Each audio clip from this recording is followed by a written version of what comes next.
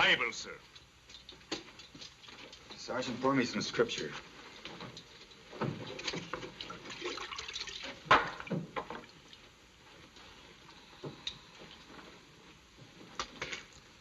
What's in this? Brimstone and sulfur? Destroy it.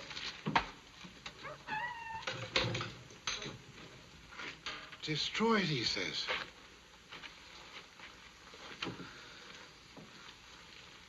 Well, boys, we've a man's work ahead of us this day.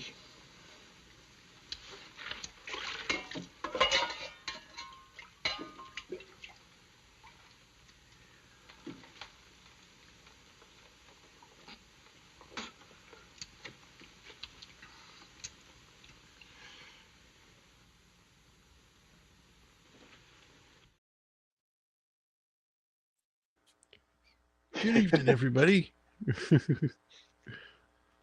Howdy. It's going, I love everybody. that part. Hard work. I do Somebody's too. gotta It's do it. my favorite part of the movie. That's the one thing about the military that probably still carries through to even today. Yes. Yeah. Well, I hope everybody's having a good evening. Thanks to Beard for popping up, even though he's on the road in the passenger Yeah. seat, not driving. For Yeah, the record, yeah. yes, in the Chauffeured passenger around. seat. So yeah. Yeah, this is a great movie. One of the 3 John Ford cavalry movies. It's the first one. So some of the tropes and ideas and characterizations kind of ferment that then appear in some of the other ones that come along, which are Yeah. She Wore a Yellow Ribbon and Rio Grande. Which too, Or a Rio. lot of the same actors Mhm. were in a lot of John Wayne movies, and there was kind of like a group of them that were in a lot of John Wayne movies too. So that's pretty Yes. Yep. Especially during that time frame. But yeah, it's a good movie. I like it. It's a lot of fun, as seen by that scene we just watched. Yeah, cool. Yes. that's work I'd put in. Yeah. Yeah. But as we'll see in the movie, it kind of didn't end well for them. No. Yeah, they Yeah. get what manure duty. Yep. Yeah, so welcome, Yeah. Beard. Yeah. Glad you could make it. Howdy. I And, don't know how good my signal's going to be or how much road noise there's going to be, so I'm going to probably not speak too much for at least for a little while. But I'll be here, comment when I can. Thanks for having me. All This right. is a fun movie. You sound pretty clear. So. Yeah, sound good. Yeah, you don't even sound like you could have All just been like, oh, yeah, I'm in my house, and we would have never known. Yeah. Yeah, old headset mic and running through a couple different things, so I don't know what's getting filtered and what's not. You sound great. Other than Yeah, just sounds good. volume being a little low, there was no background noise of any kind. All right. Welcome, I don't know Blair. if I can fix that part. I'll just have to speak up. No, that's fine. Yeah, yeah. Like I said, just make sure you enunciate when you use your Yes. diction. Hello, everybody. How's it going, Blair? It's going good. I'd never seen this movie in its entirety before, so I finished it up right before the stream started. So Good, good. I've seen it twice before, I want to say, in bits and pieces. I'm sure for Beard, it's a standard first time he ever saw it. It's fine. It's always great to have somebody that's never seen something on the panel before. It is.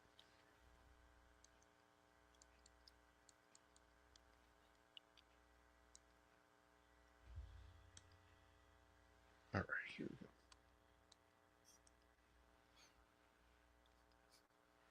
Yeah, just about Awesome. all of the John Wayne, John Ford movies are great. Yeah, they're good. Also, the horsemanship that is shown in these movies is really good too. And you got to remember, a lot of the people that are doing the training and doing the stunts and stuff, they grew up in a time when horses were way more prevalent than they are today. And also, like we were talking about in the back end there, that a lot of these horses probably got hurt, but they just didn't really care about that kind of stuff back then. Yeah. But I don't think they went out of their way to like hurt the horses. They just, you know what I mean? If it just happened, it happened. Yeah. Yeah. I'd also think that quite a few of the stunt performers got injured as well. Yeah, they did. One guy broke his back. Yeah. Oh yeah, because of the So this- wagon. The Hey, wagon Roman. driving in this is pretty insane. Oh, it was. Well, even John this- Wayne, this growing is- up as a kid, rode horse to school Mhm. when he moved Right. to This California. is from Yeah. this movie is from a 1947 short story that was inspired by the Battle of Bull Run and the Fetterman fight, which were both pretty big. Were both the biggest defeats of the American or U.S. military in that Mhm. time, and they were Right. both ambushes.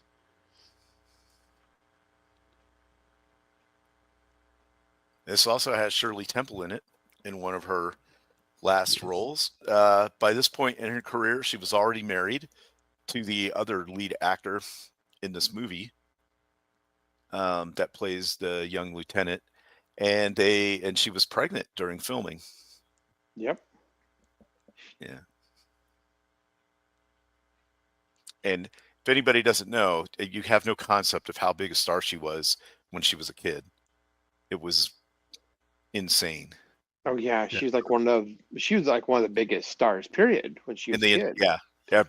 yeah, most highest paid, huge star, loved by everybody.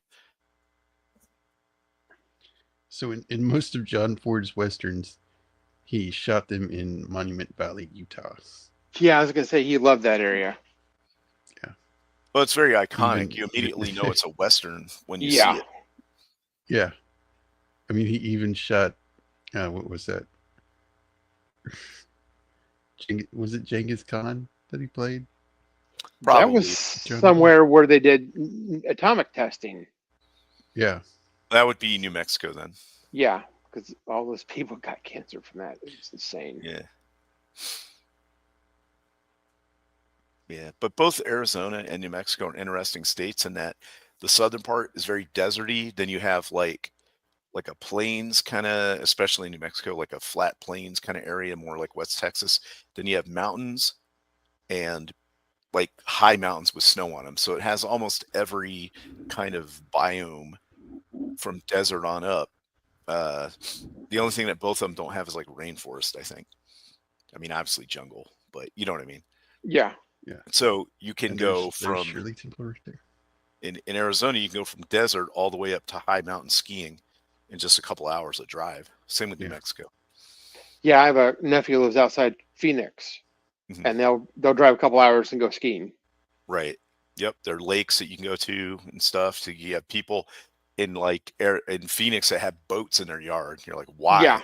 They just go to Lake Havasu and go boating and stuff. So, but travel back then, this if they're coming from the East Coast, that would take you could take the train and that would cut your travel down to a couple of days, right, to get to wherever you're going. But to get to the fort out here, it's hundreds of miles in this thing. To you He's got to like stop to the like little drivers. Are we there yeah yet? way stations. Yeah. Look at those rock formations, though.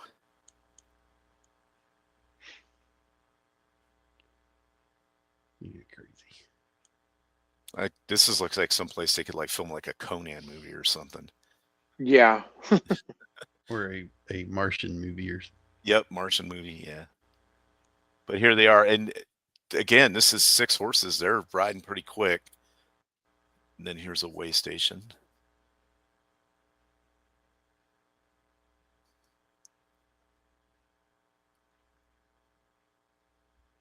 Miss Leia isn't used to seeing proper clothing, yeah, so she's bright all fascinated colored. by her outfit. hat and flowers. First she says, "Is it from St. Louis?" Like, no, it's from Boston. We lost Beard. They went through a tunnel. Oh, they crashed. Through tunnel. I prefer to think they went through a tunnel. I prefer that. Yeah. One thing of note is a lot of the people that are living out here in the West are they're Irish or Mm-hmm. uh, They can only. people escaping from because the Civil War is. It doesn't give a date for this movie, but it's in the 1870s somewhere. Yeah, so not too long after the Civil War. Right, but not immediately after. Right. It's been long enough for things to have kind of settled down, with like the carpetbaggers and all that kind of stuff. But so a lot of people went west because it was very open and very if you showed up and you could do some stuff, they'll take you, kind of thing.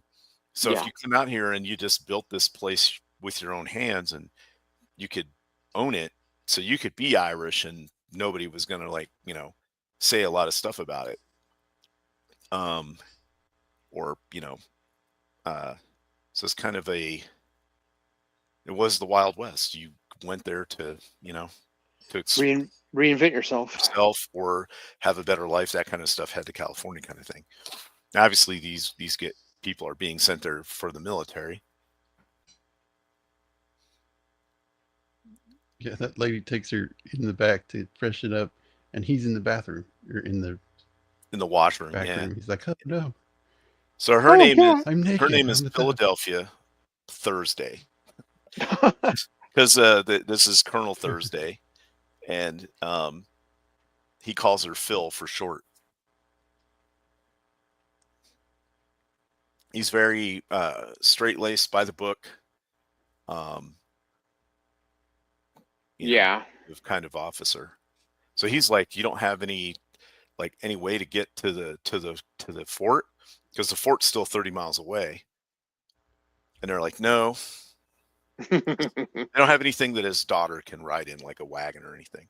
Then these guys show up and they're coming to get the lieutenant, because the lieutenant is the son of the sergeant major for the fort, but he just came back from West Point. So he's a brand new lieutenant that spent 4 years at West Point. And they came with the hospital wagon from the fort specifically to pick him up, because they all knew him. They don't know. Kid. They don't know that a new guy in right. command. You don't know that the commanding officer is here. Yeah, the telegram wire is down. Right. Yeah. Right. There is a spanking. Yeah, see, they mess with him because they've known him since he was a kid. Because when you joined the army back then and you went into certain regiments, you didn't move around. It isn't like now where you join the military, you serve for 4 years at a place, you get orders to another place and another place and another place. You stayed in the same regiment that you were in maybe your entire career. And the other thing was advancement was very slow. So as you'll see later on, there'll be officers that are captains that look like they're in their 60s. Yeah. And these NCOs are not young, and they're only sergeants. So you might stay a sergeant for 10 or 15 years. It was all based on openings and things. Plus, you could lose rank and get it back way quicker back then. Now you lose rank, you're out, you're done. Yeah. But back then, they'd take your stripes and give them back to you like in every other day. It seems like. I love this. I'll take a beer and a whiskey chaser. Yeah, has he already told him that that he's going to take their ambulance? Yeah, right. And so here's the thing. So Colonel Thursday says, hey, I'm going to take the ambulance, but he recognizes that these guys came to pick this lieutenant up. So he says, give them a drink on my tab. So he's letting, you know what I mean? So he's very strict, but he's not, and sometimes he's kind of an a-hole. But yeah. But he also is practical about things. So. And now they're riding back, and she really wants to look at the lieutenant, but if she looks around, her father's going to be mad. So she uses the mirror on the top of her little hat basket thing. Look at him. Creeping on him. You got to remember, this is back when if you saw a handsome young guy like that was an officer, and she was a, markedly beautiful woman, that was it. It wasn't, you didn't have Twitter and dating apps and all this stuff. You saw a woman that was in your circle. You pretty much, you either married them or you weren't getting married at all. So Yep. Yeah. Right. small towns, villages, things like that. You didn't really. It isn't like now where you can just go online and see millions of women and men and each talking to each other and stuff. This was very small, especially on a military installation like this. It's very tight knit. Now, this ranch was built in Simi Valley and was there for a long time and was used in a bunch of different movies. Mm-hmm. But it's very. Oh, go ahead. It's gone now, but you can go and visit the area. It's part of like a national park or something. It also is very accurate to what forts at the time look like. So a lot of people think if it's a Western fort, it has to have like the palisade walls with the towers and whatever. Right. And those did exist, but a lot of the forts were just a building, pretty much. Yeah, they were just a bunch of buildings sprawled out. Yep. Because they had enough soldiers there that unless it was like a near peer threat, like a Mexican army invading or something, you didn't have to worry about it because the Native Americans didn't have enough force to really attack something like that. Yeah. So that's why all the buildings were just kind of out there. But And look at I was going to say, look at the doctor. If you back up one, look how old that guy is. He's got to be late 60s, early 70s, easy. Now he's a doctor, so I'm not really sure where his rank kind of falls into things. But look at so this is John Wayne's character is a captain, Captain York. And who knows how long he's been in. Yeah. And he shows up, they're having a dance, and he thinks it's for his honor, but they had no idea he was coming. This is actually George Washington's birthday dance. Right. He's a little mad about that. Yeah. It must have happened a lot that the telegraph lines were cut because it's like thousands and thousands of miles of line that they couldn't, watch all the time. So what's playing out here is the modern day equivalent of his expectation of instantaneous communication is what people now think with cell phones. Whereas back then it'd take, weeks or months for a message to get around. But because you had the telegraph, you're like, you should have got this, right? Well, this would be analogous to them being in an area of Arizona that had no cell service. Right. So he's like, you didn't get my text, you didn't get my call, you didn't get my email. And they're like, nah, we're in a dead zone, bro. Yeah. And we're having a birthday party. Yeah. George Washington's birthday. You just happen to show up. So he gets there, he's expecting certain kinds of decorum, and it kind of doesn't pan out. Also, I think it's later when he's in his office, they talk about the telegraph wire, which is a big issue that they're having with it being cut all the time. He's like, have you sent out patrols to fix it? And they're like, it's hundreds of miles. I don't have enough people to do it. So you know what I mean? Like he has to get with what the realities of being stationed out here is like. Right. Okay. This is his father. Yep.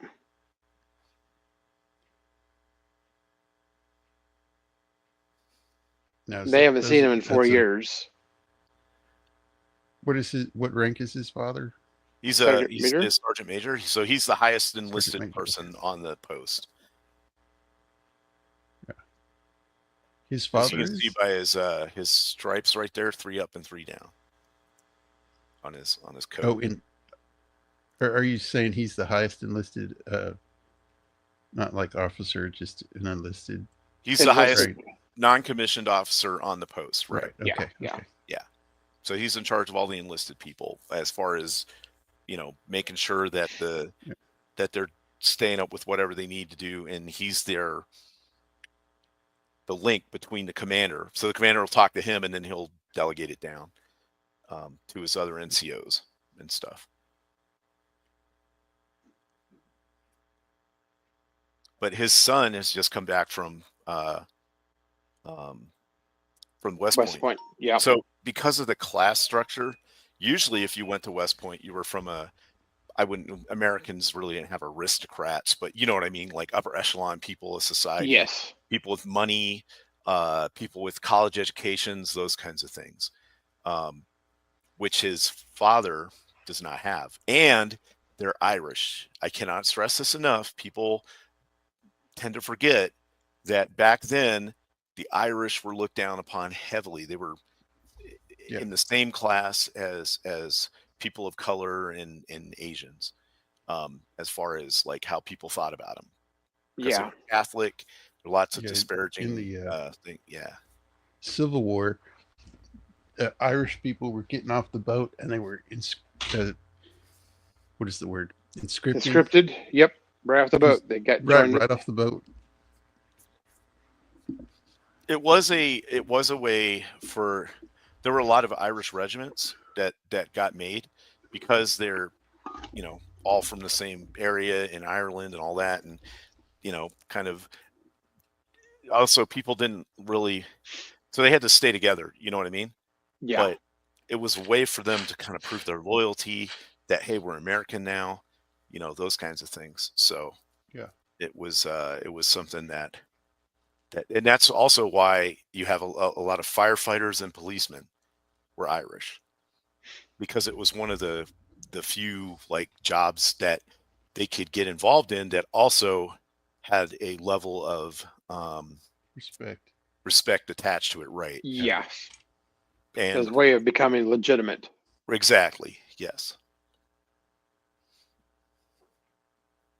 I think that there's one battle in the Civil War that it was a Confederate regiment and a Union regiment that were all Irish fighting each other. Right.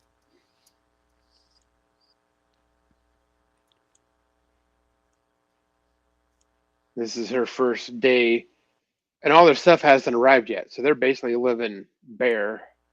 Right. Now, I'm not understanding if she just lived with her mother the whole time and doesn't really experience Army life, because the canon and Reveille and all that should not be anything weird to her if she had been. It doesn't sound like it. Assuming that she didn't. He mentioned that he was in Europe for a while, in France, and that she did not go with him. So yeah, this seems like it's her first time being with her father posted. Also, didn't he come from West Point? He was an instructor or something. Yes. Right. So he's very learned. He studied history. He mentions later about a battle with Genghis Khan from like 1221 or something. Yes. And, so he's very well read up on military history and tactics and things. But he has no practical experience with the locals or the terrain or any of that kind of stuff where they're at now. Yeah, he thinks all the Indians he sees along the way are Apache. Right. And they have to explain to him, no, if you saw them, they're not Apache. Those are somebody else. Yeah, because the Apaches wouldn't let them be seen. The other thing is that all of the people that are stationed, the higher ranking people, most of them that are stationed here, they're all Civil War veterans, and they all knew each other in West Point or through the war. Yeah. And so that plays into it, because they never really come out and say it, but the previous commander that Colonel Thursday relieves at this base, something happened to him in the Civil War that kind of disgraced him and got him sent out here. And now that Colonel Thursday's out here too, they're like, hey, what's going on? Did you, what'd you do? Mad or something? Yeah. Yeah. And he feels the same way. He feels like this is beneath him. Right. This is some type of punishment. There's no chance for glory or advancement out here. Yeah. So he's just out here to rot, kind of. Now, what the lieutenant's doing in this scene is when a new officer arrives, they're supposed to drop their card off at all of the other officers, and then they should come visit him and drop their card off. And it's kind of like an introduction kind of thing. But he came by specifically because, he wants to He acts like he doesn't want to see her, but he does. But she really wants to see him. Like the fact she's into him big time, and you can tell. But And she good for she him. comes down the stairs in her dressing gown. Yeah, in her dressing gown.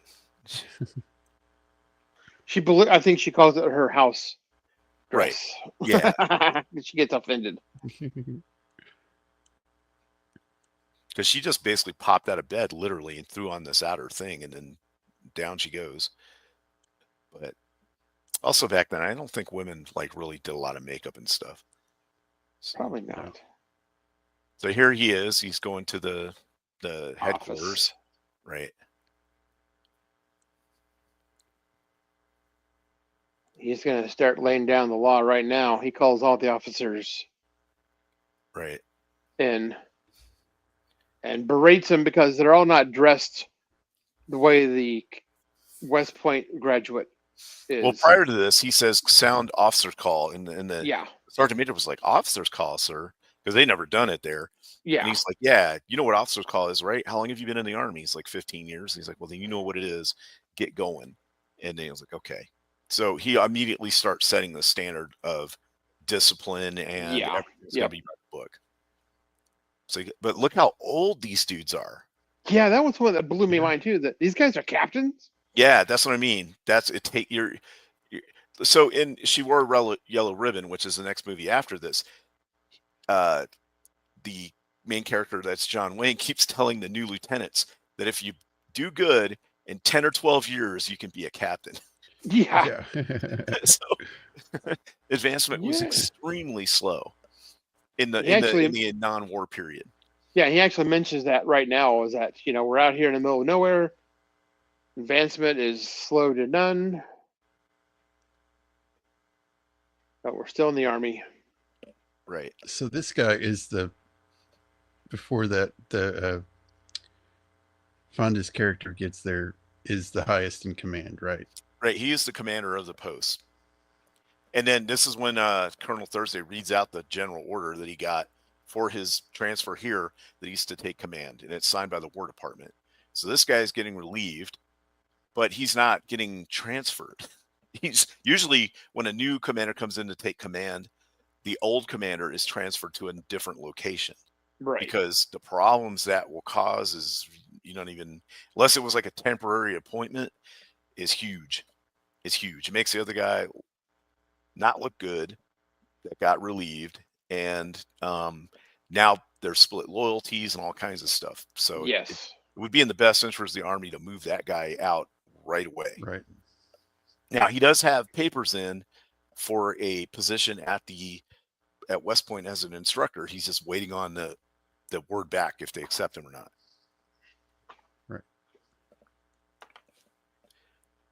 So this is where he dressed them down for their uniforms not being in regulation. He says only lieutenant is in regulation. They got to wear these kind of coats that he has on, Colonel Thursday, and not the cowboy looking stuff. He even berates him, calls them, we're not cowboys. Right. Because none of their hats are in regulation, except maybe this guy on John Wayne's right shoulder. His hat might be appropriate. The rest of them got their bills turned up and crumpled. Yeah. Stuff. And I think the shirt that hat that John Wayne has on is basically his hat that he wears in every movie. Yeah, I know, right? Just about. Now, the top that John Wayne has on is the appropriate uniform for riding that day. These other guys, though, they're just wearing like inner shirts or something. I don't know what they got on. So he's basically like, you just can't wear whatever you want, which it seems like when you're out there in the field, you want to be comfortable. It has to be practical. You're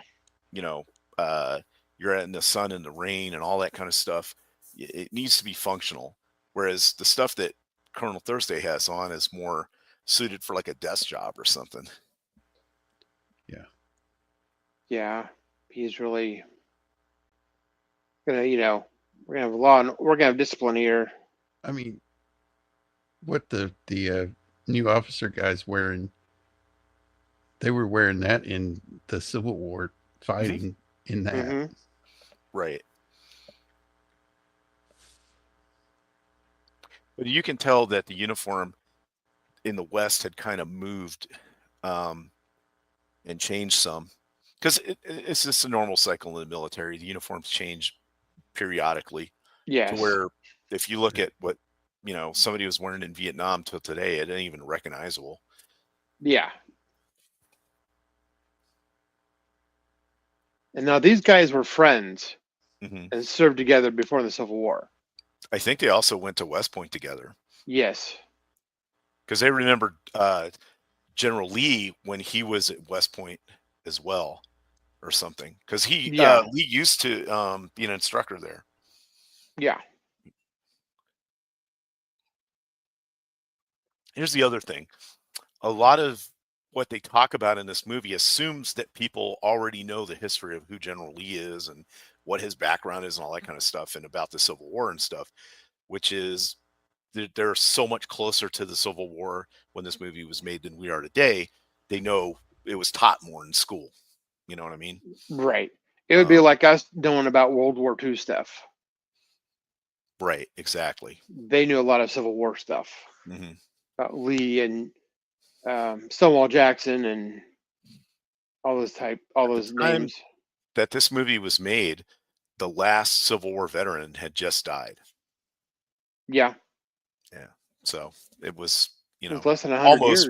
Almost within living memory. Yeah. Yeah.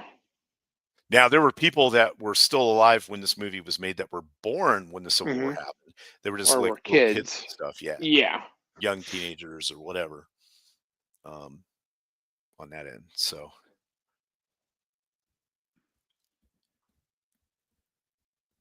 I think it's really awkward because they're friends and the captain knows that the commanding officer is kind of on the down slope because he got sent here. But yet he's kind of being cold to this guy too. And he offers him a drink and the guy's like, yeah, no. That's because something happened in the Civil War that they never really bring up, but somehow the guy that is here, the previous commander, got disgraced in some fashion. Like he didn't show up late. On time, yeah, he was late to something or because in the ending scene he says, "Well, I'm not late this time." Or he says, "Or you're late this time," or something like that. That's right. Colonel Thursday, but yeah. So there's some kind of past. Here's the other thing.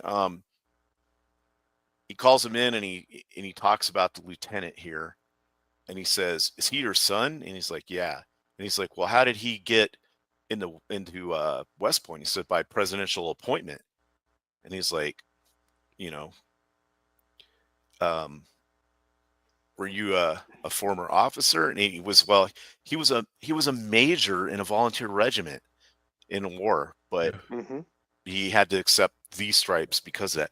But he's a Medal of Honor winner, which is why he got his son was able to go through presidential appointment. So it kind of shuts down Thursday, like, "Oh, you're just an enlisted dude." Yeah. And he's like, "Well, I won the Medal of Honor." So like, okay. Because he can understand how this, jump how up this got low-born guy. How did you? Because even though we don't have an aristocracy, or aristocracy, there is a Certain class people structure. Thought themselves. Right, and he's Irish, so that's another knockdown. Yeah. He also won't call him his name. He calls him everything but O'Rourke. He calls him O'Brien and yeah. He keeps messing up his last name. And when he re-corrects him, he really loudly says, "O'Rourke, sir."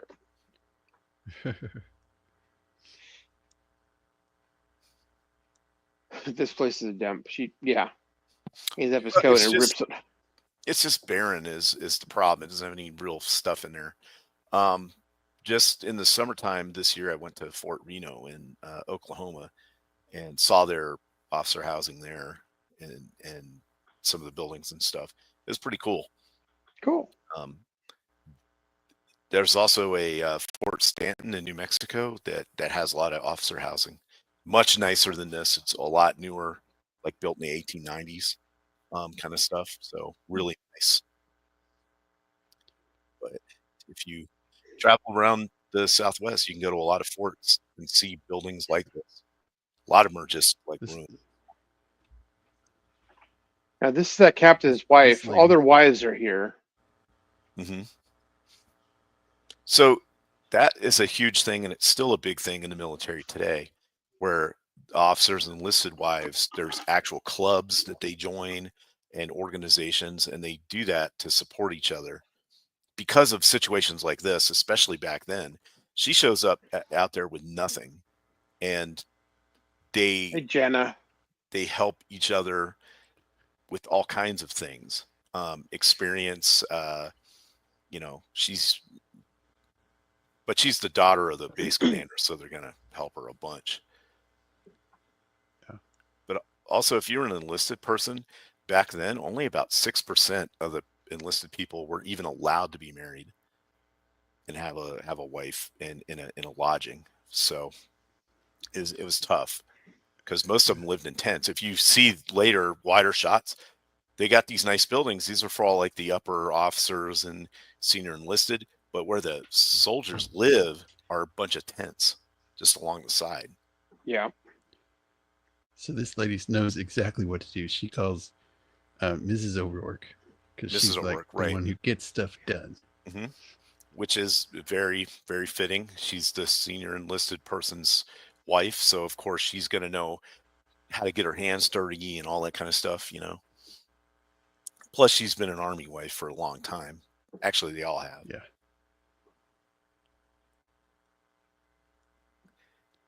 Raw recruits. Yep. I guess there was no like centralized basic training like there is now, where they go to specific bases to be trained and then show up. I guess you just went to the post, signed up, and then there you got your training there, wherever it happened to be. He's flagging that guy. Ah. Oh yeah, big time. Brings his own double barrel shotgun to, hey, Zax. Is that I thought that was the Sharps rifle. It is. Isn't it? Is it? It's a carbine. Okay. It's a Sharps carbine. For some reason, I thought it was a shotgun. That's why he was waving it earlier. Yeah, kind of. Yeah. They got a big barrel on those things. If you play enough Red Dead Redemption 2. Oh, there you go. Or, Yeah, you or see him, watch, the tents. You see the tents in the background there. Yeah, that's what I'm saying. That's where the soldiers live in, right there. That's their house. or watch True Grit a Yep. bunch of times. The what's interesting about this guy on the end is that he's kind of like a doofus, right? And he can't Total. figure out what he's doing. But later he tells Sergeant Buford that he served on the Confederate side under like Jeb Stuart or something. Yep. And I'm like, well, how does this guy not know how to do anything? That doesn't make any sense. That's a giant plot hole. Yeah. In real life, he was an actual rodeo champion. Oh yeah. Oh yeah.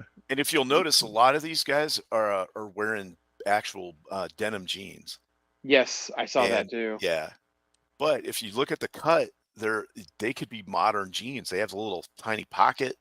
Yep. In the pocket and everything. So now they're dressing him down. And then, so he's Irish. He's like, is anybody here from County Cork? Anybody here from County McClinney or whatever? And then he says another one, and this one guy in the bowler hat's like, I'm from there. And he's like, I'm making you acting corporal. This guy in the bowler hat. So they get these pieces of wood because, they're going to like beat them with them and stuff if they mess up. And so as soon as they make him a corporal, he just walks over and grabs a piece of wood. Yeah. Yeah. It was funny. Yeah. Now, originally, they had the new lieutenant trying to do Right. this. But the NCOs were like, look, we'll take over, sir. Which is wholly appropriate. Yeah, we didn't have officers in boot camp like that. It was all enlisted people. Yeah, this guy screaming here. at us. Yeah. So he goes over and he puts down his gun and gets a piece of wood. And gets not demoted, but put back in ranks. They just push him back in a rank. They're like, what are you doing? Yeah. And some of it's a little slapstick comedy-ish, but yeah. see? into the other guy. And his dad's here got him a really fine horse to ride. Right. Yeah, it's a mixed breed. It's a what did he say? It's a quarter horse and Thoroughbred? thoroughbred and something else. Yeah. Tennessee Walker or something. I mean, it goes up and jumps a fence. Yeah. So a lot of what they show in this movie is just a lot of good horsemanship. A lot of these people know how to ride. Yeah. See, look at this, and then watch the turn on the horse. Oh, yeah, kind of went through it, but the horse does a real quick turn and jumps back over.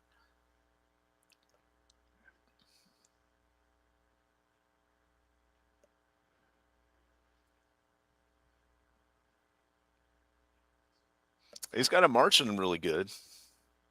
Yeah. He sees the recruits and says they have potential. Right. Hey, Gord. Hey there, Gord. Hey, what's up, Gord King? Oh.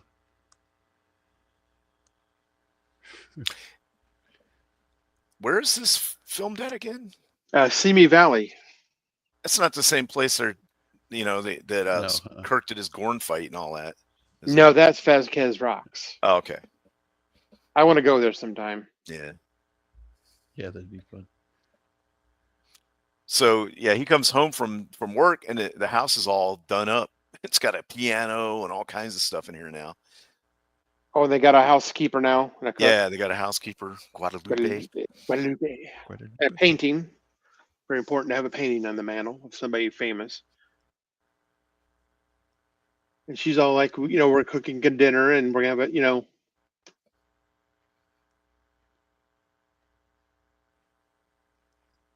Got this big old fancy chair. Yep. Yeah, so what happens? Yeah, the doctor gave him that, I think. Bam! So he's getting this card, and now he's seeing the card from the lieutenant. And he's like, Yeah. Don't think I like this situation.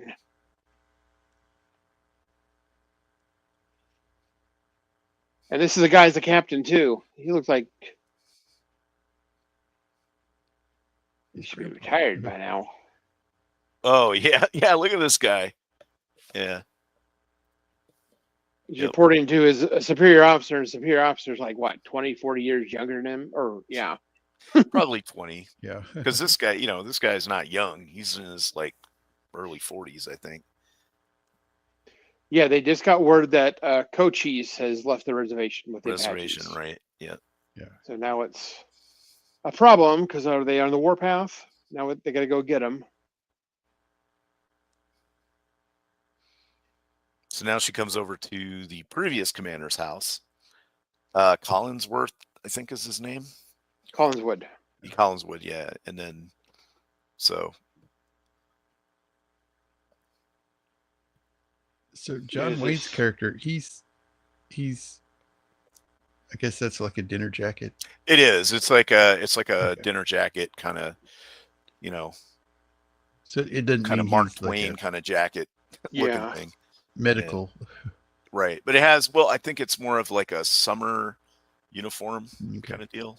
And he's got, he's got his rank on it and everything. Yeah, when you were on army posts like that, I don't think there was a lot of civilian clothes wearing going on. You were in uniform almost all the time. Because, I mean, really, you didn't have a reason to not be. He has kind of like a dinner jacket on. Yes, he has a smoking jacket on. Yes. Right. So But he's like Brahma Bull right now. Yes. With his port and his cigars and his. Yeah. But if you notice, his pants are still army issue. Right. Yeah. The stripe on them. In case he has to switch back over real quick. Yeah. Yep. They all got cigars and Shirley Temple with that dimple laugh. Yeah. And they're talking about him trying to be an instructor at West Point. Right. But they And haven't heard how anything. long, how they've already had his request for a long time. Yeah. Yeah. and He's kind of resigned to the fact he's just going to rot out there until he gets out. yeah. Or resign his commission, I guess, and try to go into civilian life. And then the doctor brings some people to serenade the whole family. I kind of think the doctor has a thing for the wife. He mentions it. She's like, "Hey, you always come and serenade me, but only when my husband's around." He's like, "Well, I'm not that brave." Which, and, they have a little playful banter or whatever. Who plays the doctor? He's been in a bunch of stuff, isn't he? Yeah.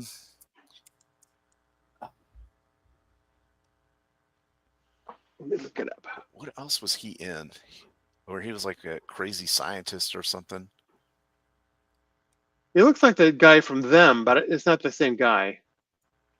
Oh, right. Nah, it's not the same guy. That might be who I'm thinking of. But he does look like him, though. Or like some guy from like the Chitty Chitty Bang Bang movie, but I'm sure that guy'd be dead by then because that movie I've was seen like him in 69. something else. Hold on. Guy Kibbe. Like this, he comes in there. He's like, "I hope my property is still all here," and it's like his whiskey. Wait, he's a and first alcohol. lieutenant? Is he? That's what it says in the No, it says Captain Dr. Wilkins. Oh, okay. I must be looking at the wrong guy. You said Guy Kibbe, right? Yeah. According to this, is First Lieutenant Wilkins, regimental surgeon. Huh. I'm looking at in internet database and it says Captain Dr. Wilkins. Okay. Man, I'm looking at Wikipedia. So he died in 1956, age 74. Yeah. All his movie credits are like really old. Yeah. So he was in his late 60s when he filmed that. Isn't it funny? He was in his late 60s. He looked like he's 80 or something. Well, life was hard back then. It was, man. I tell you, people age Especially differently now. all the drinking and smoking and cocaine gum and all the other stuff that they did back in the 1800s. Laudanum and Yeah, laudanum. Yeah, radium water. Oh my god. Yeah. But if Red Dead Redemption 2 taught me anything, it'll increase your stamina. Oh yeah. Yep. You got a nasty gunshot wound, smoke a cigar and drink some whiskey. You'll be fine. But yeah, so yeah, I guess those are lieutenant bars. I don't know. It's hard to tell sometimes with these ranks. Yeah, especially back then. Yeah. I don't know what things look like. Smoke keeps the Hawkins down. Yeah, that's right, Jana. That gun wound looks infected. Here, drink some whiskey. It'll be fine. Right. Well, nowadays they just give you 800 milligrams of Motrin. Right. Yep. Oh, you got a slight headache. Here's some Motrin. Oh, nasty gunshot wound. Here's some Motrin. And drink 2 canteens of water.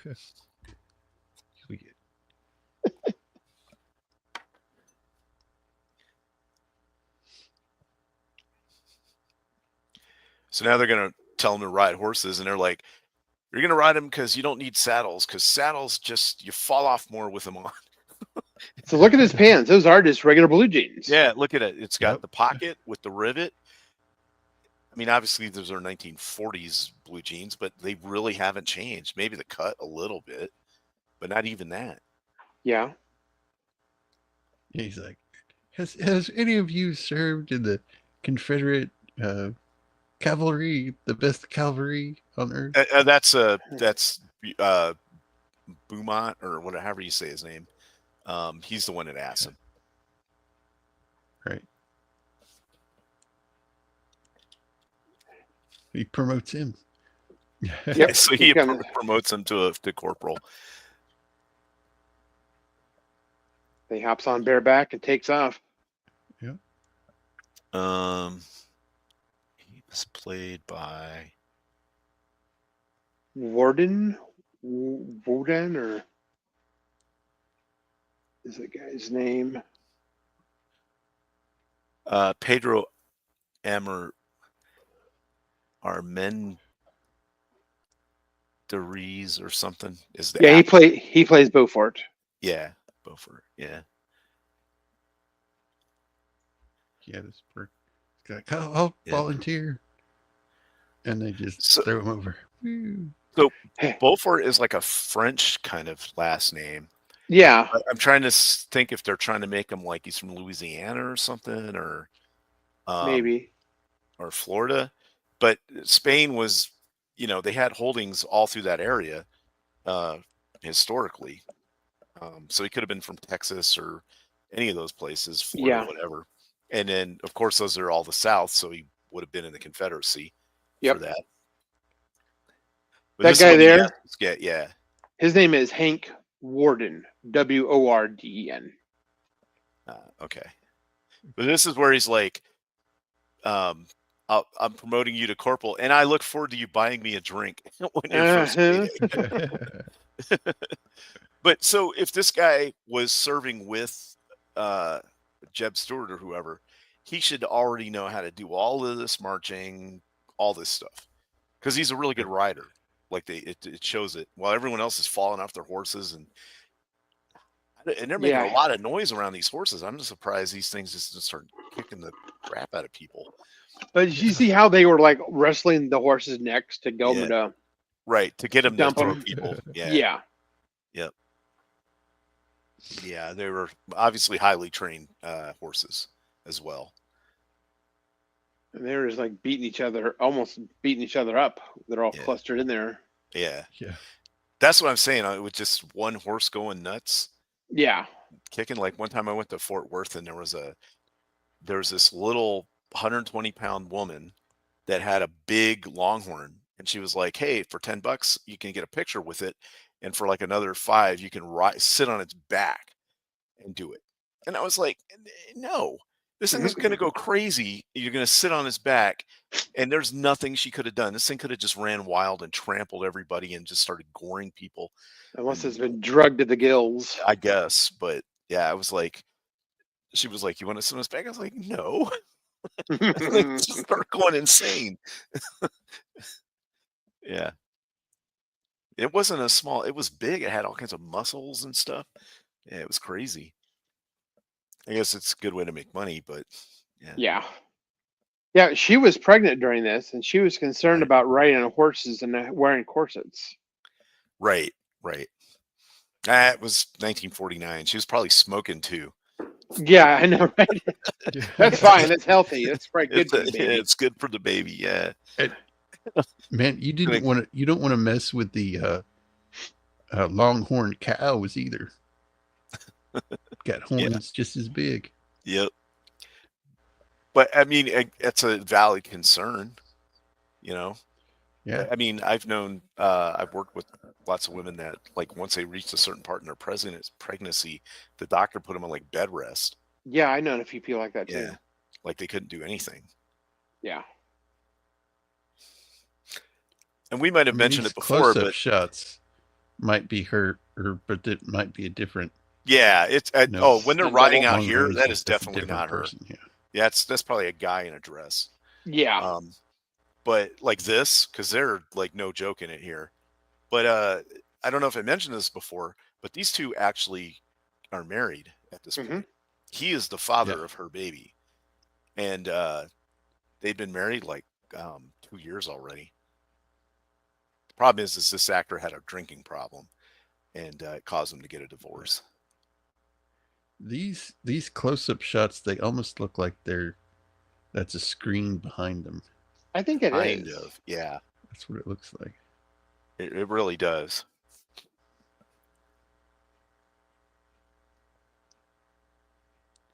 So there's reports where they're talking about the wires being cut. Yeah. And where Cochise could have gone. Yeah. When he left the reservation. Yeah. Like what direction and stuff. And it's funny because they want to, so they're going to go out and look for him. So John Wayne orders the platoon. a shit ton of ammo because he knows if they're going to go out, Yeah, there's gonna not be to a- mess Well, around. this isn't that they didn't get to that part yet. I don't think. This is where he finds out that his daughter is out riding with the lieutenant, and they want to send out like a and so they find where the cut is, and these two guys have been tied to these wheels and burned and tortured and shot with arrows and stuff. Um, so she sees this, and yeah, this would be pretty like shocking to see in Gruesome. Yeah, 1949. I gruesome. think. Yeah, they had to be. They couldn't do a lot of close-ups on it. It was just, Maybe you were right, Blair. That might have been what. No, it was after that. Yeah, it's Wait, after he gets back. Yeah, it's after he gets And- back that he wants to take a bunch of ammo, and the colonel's like, "No, you're gonna, the men know how to shoot, not 60 rounds, 30 rounds." 30. Yeah. And not a yeah, platoon, but a company, or no, not a company, but a squad or whatever. right. So she comes back, and so he reports to the colonel and says, "These two guys died and all this," and he's like, "Did my daughter see that?" And he's like, "Yes, sir." So that's when he runs over to her. Now he's mad. Yeah. To the lieutenant's credit, he gives a very good report. It's detailed and everything. Yeah. He's got like the cool cowboy shirt on. Yeah. He's disappointed. I don't think you could ever get a shirt Double-breasted. like that in Red Dead Redemption 2. But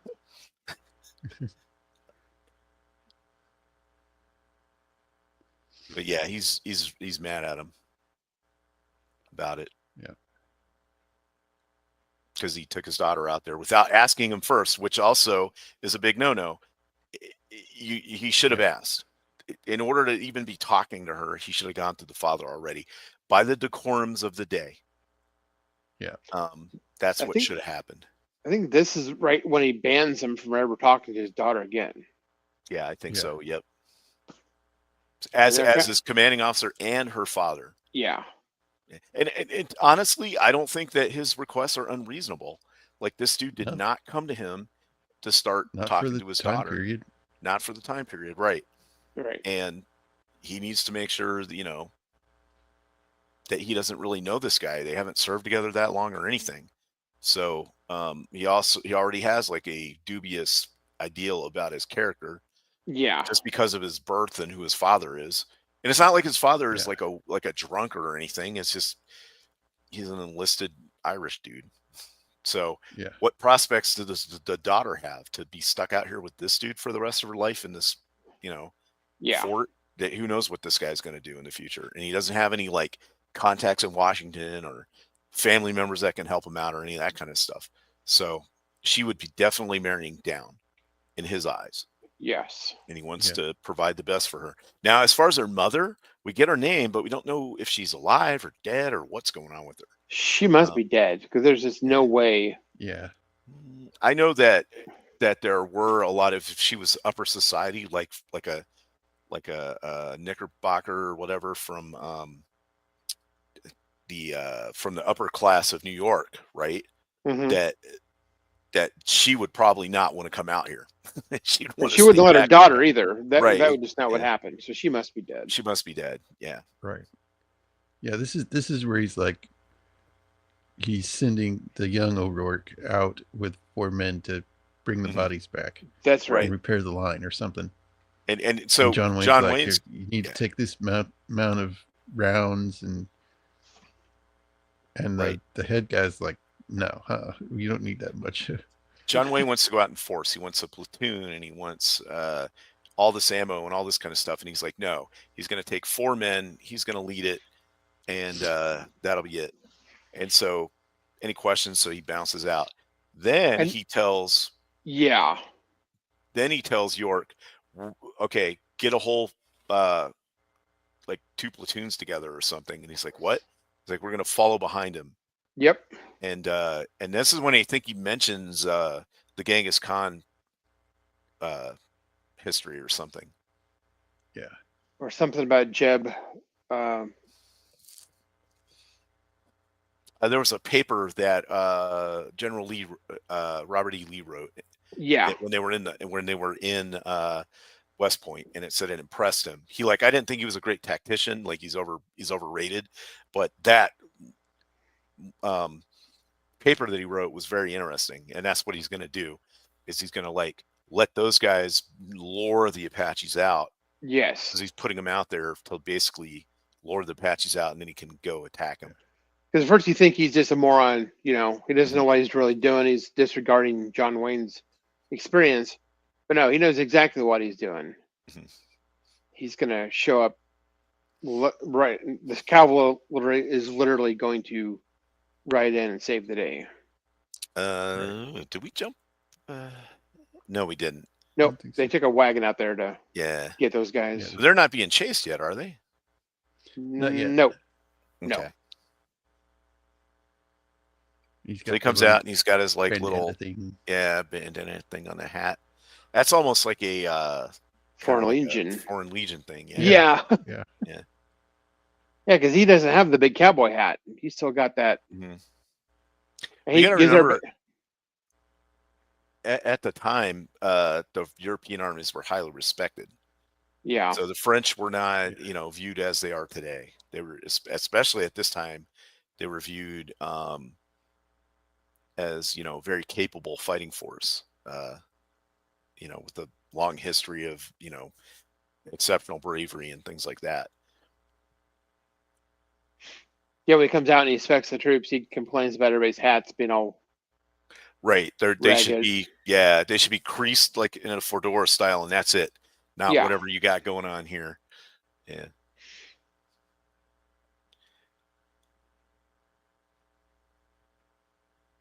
So Buford, he was a major in the Confederacy. Yeah. Also, it's mentioned that York was also a higher ranking officer in the Civil War, and he had his own regiment. Yes. So like his whole command is stacked with people with all kinds of command experience, which is crazy how valuable that is. You know what I mean? He sees the So it's not Indians just a bunch of coming. uneducated buffoons. Yeah. You got like a bunch of Yeah. senior staff Right. almost.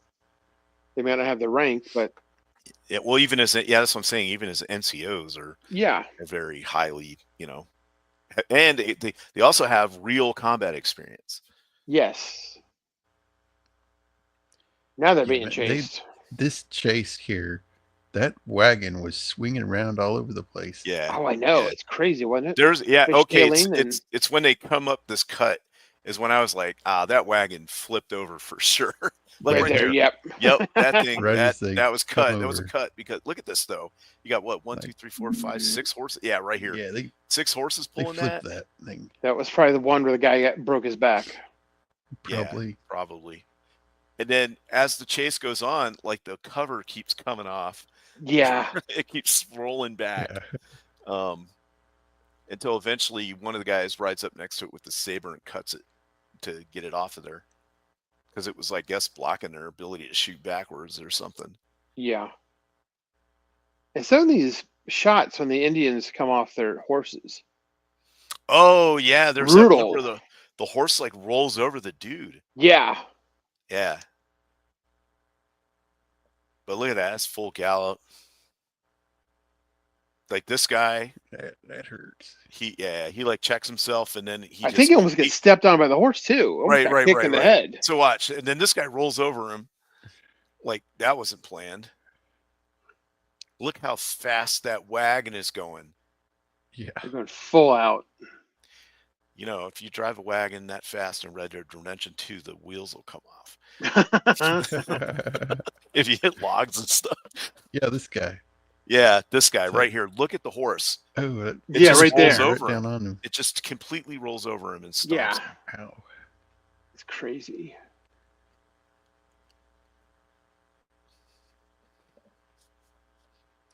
Yeah, something they used to do too. They would tie a rope at like the front foot of the horse. So Yes. when an Indian got shot, they would yank it and the horse would go over. Yep. I'm saying there's probably more Animals than a might few have of been them hurt got. in this movie. Yeah, some glue got made out of this. I'm sure. Glue. Yeah. Yeah. Yeah, as Dog soon as you food. notice that cover just keeps going, and okay, this guy's riding up, and he's going to cut it with this saber to get it off of there. Less drag. Yeah, see, he's got his saber out. Whoosh. Yep. Now I can shoot him. I don't know if they planned that or that's just something that happened. Yeah, I don't know. I think it's something that just happened. I don't think they Yeah. really planned for that. So as they coming up this way, now this trap is sprung. Yep. And they charge out.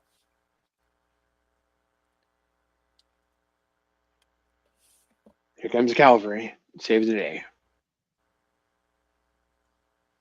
They do a lot of like camera on the ground shots, and the horses run past and split on either side. Yep.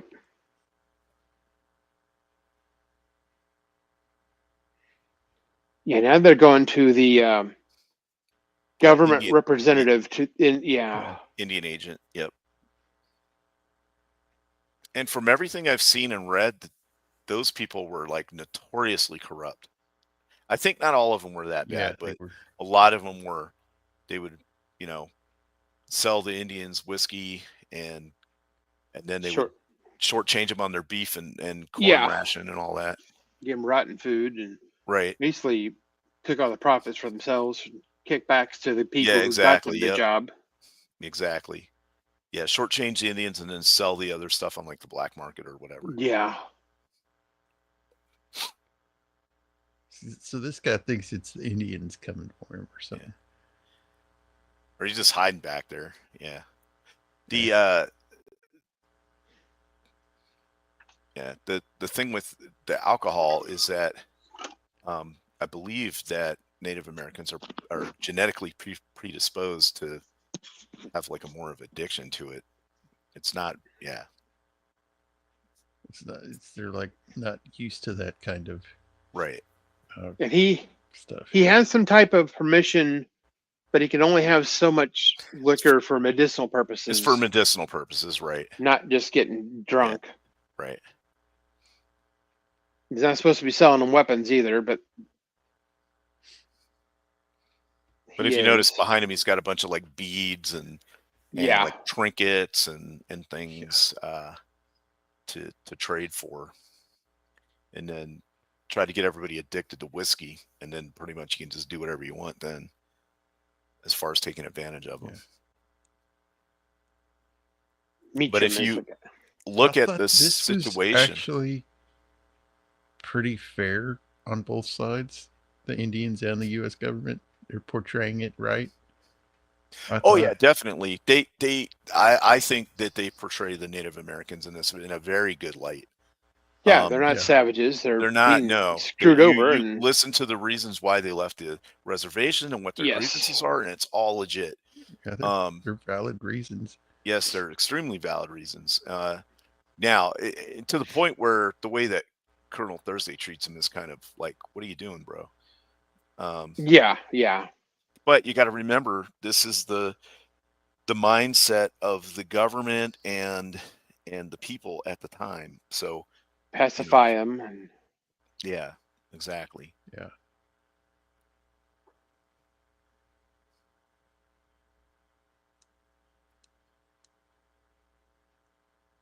Like this part here. It's the same in She Wore a Yellow Ribbon and those kinds of things. The government Indian agent is bad, and the Native Americans are just, trying to survive and do what's best for them. And while they're in here talking, John Wayne sent his guys out to go look for the weapons and the illegal contraband. Right. Yeah. And he really doesn't like this dude. He's basically physically assaults him. Yeah, he thinks he's scum. Yep. But this guy's like, he is. The colonel's like, hey, he's a designated representative of the United States government. You got to treat him with respect. So he's like, goes in and checks all this out. The weighing for the meat is. He's like, what's this for? The beef rations and. Not right. Yep. He's like, I gained 75 pounds since I got here. They find the Bibles. And these Yeah. are hidden under the Bibles. And at the top, it at least had like 2 Bibles on the top. They tried On to the make it top at least. of Yeah. a piece of wood, yeah. And then he's like, Pour what me is some this? And he scripture. busts Pour it me open. some scripture. Yeah. So he tries it, and it's basically like the cheapest rot gut. Probably got like rat Turpentine. poison in it or something. Yeah. Yeah. It's like, so he's like, asked him, "Are you know about whiskey?" Well, and he's like, well, some people say I do, and some people say I don't. Say I don't. Yeah. Even he's like, oh, smells. Yeah.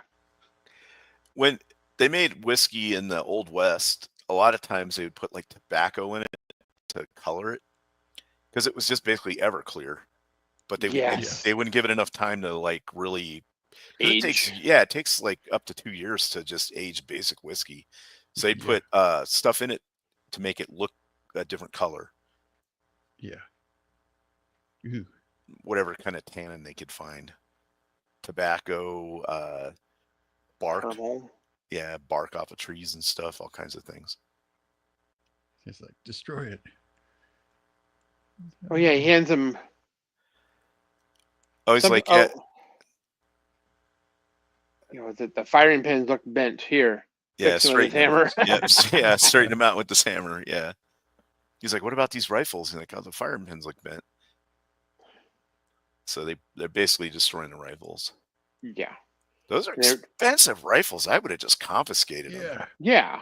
And he tells him to destroy the whiskey too, and he's like, "Okay, gentlemen, we got work to do. We got a man's day's work ahead of us." Yeah. I mean, it'd be better to have those than the repeaters they have. Yeah. Yeah. But they weren't. Well, that's they what I weren't mean. Those are military issue though. They're not, and you would have to have specialized ammo and all. But Yeah. those are top of the line, or modern firearms. Yeah. Those are not cheap, unless they're cheaply made somehow. I bet they are. They were. They're probably not get... Those lever action rifles were actually made before the Civil War, but they were so new that they didn't adapt them. Right. You can't mass arm. I think there was only like one regiment that used them in the Civil War. I want to say that their commanding officer paid for them to buy them. Right. I believe I remember that Yeah. story. Yeah. Yeah. Because they showed Lincoln, he was like a rich guy or something. The Winchester, and he liked it, but yeah, there's no way we can buy this for the army right now. Right. You couldn't make enough to arm everybody. Yeah. Right. You got muskets. You go to war with the weapons you have, not also, the ones you really need. The militaries back then were really suspect of multiple shot, high capacity weapons because they just thought their soldiers would just waste ammo. That's why even weapons like the Martini Henry had a magazine that could put more than some of the newer models had a magazine that could put more than one bullet in at a time, but they had a slide gate on it installed so that you could only load it one at a time, because they were afraid if you give them 5 or 10 rounds, they'll just shoot it away and waste ammo. And it was all about accuracy at long ranges is what they were stuck on, even up into World War I, when after they figured out that most engagements happened under 400 meters. Yeah. So the ability to shoot to 1,200 meters didn't really matter. Right. Oh yeah, this is the next. Who knows when? Like the next day, they're all in the guardhouse and they all lost their stripes. Yeah, they're all privates now. Now on manure duty. Yeah. And being hung over. Oh man, one time I went to Red Flag exercise in Las Vegas, and we were going to start work on a Monday, and we had got there to relieve another unit so our planes were already there, and we got there like on a Thursday, so we had an orientation on Friday, and then we're supposed to have the weekend off. So we all go out, and it was my birthday that Friday. So everyone's feeding me drinks, and I didn't realize that they were giving me doubles and stuff, because after a point you get so drunk, right? you can't tell. And So I go back to the room at like 4 a.m., wake up and go to we had this big briefing in the theater on base, and some of the people didn't even sleep. So we get done with the briefing and it is terrible. It's like 108 out. We're all just still drunk and hungover and stuff. And they're like, oh, by the way, you got weekend duty. I'm like, what? Why didn't you tell me that before? I wouldn't have went out and got all crazy like this. So we had to go into work and we had to troubleshoot this throttle switch thing. And it should have taken about 45 minutes to do the whole thing. It took us like 4 hours. It was terrible. We were so like dehydrated and just hot. And then, so we troubleshoot it down. We're like, oh, it's a bad lift switch for the throttle. And then these guys come out with this part and we're like, wow, that was fast. We only told you like 5 minutes ago that what was wrong. And we're like, oh yeah, we already knew what was wrong with it. The other guys troubleshot it already. We just came in later in the day. We're like, what? So we didn't even need to be there to do this. It had already happened. So it was terrible. And it just, that whole week just went downhill from there. So, because you never recover from something, you know what I mean? Oh, I Like, know. you drank that much and it's hot and you're dehydrated, and then you're on 12-hour shifts after that. You But need anyway, sleep. Yeah, I feel their manure pile pain Yeah. trying to work with a hangover. Thursday here. So he knows that Cochise is in Mexico. The captain is going to try and get him to come back. And he's like, hey, if I can get Cochise to come back, maybe that's my ticket out of here, because I'll be known as the guy who brought Cochise back, you know. To the reservation, right? Yeah. Yeah. So he okays this little mission of two people to go talk. If he had followed what they were going to do, you know, if they had. Yes. But then he decides he wants to. He might have. But he wants to be a, you know. He wants to make a name for himself. Fighter. Yep. Yeah. I still can't get over how old these guys are in the background. I know. Yeah, right. Nowadays, they would have been retired like 15 years before. Yes. Easily. Unless they were like 4-star generals or something. That'd be the only way somebody that old could stay in. So this one guy gets saved from the manure duty. Right, and he's already got his stripes back. Yep. Because he's got to go with them. He's like, see you guys, and they're out there shoveling the crap. They're like, he's an officer's pet. That's what he is.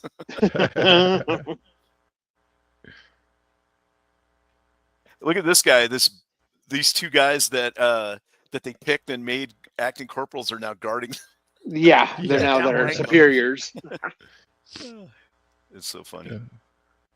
Later on, They're though, like, it is kind of something, yeah. weird that you have all of these other people that who knows what rank they are, and these two guys are in charge. He leaves the one guy, the Irish guy, in charge. Yeah. This guy in the back. He's like, "You're in charge." I'm like, "What? This guy's been in the army like a month. Why would he be in charge of all these guys?" Yeah, there's no other corporals. And all those people, Yeah, they're you like- know. They think they're something because they're, you know, over these guys making them Right. shovel Exactly. manure. But as soon as they got their stripes back, these guys are going to get it. I don't know if that's some kind of like frocking situation too, because they get an increase in pay, so it'd have to come out of the paymaster. It'd have to be approved. I don't know. Yeah. I don't know if the rules are probably pretty fast and loose about that. Also, I know for a fact that some soldiers went months without getting paid. Yeah. So because They didn't have an HR department you could complain to back then. Exactly. Well, not only that, the payroll had to actually make it out there. Yeah. So that's another thing. That's not the Grand Canyon, is it? I don't believe that it is. Maybe no. That is the Grand Canyon. That is, because that's water. Yeah, it's hard to tell. I think thought it was dirt. That's Horseshoe Bend, I think. Yeah, that's the Grand Canyon for sure.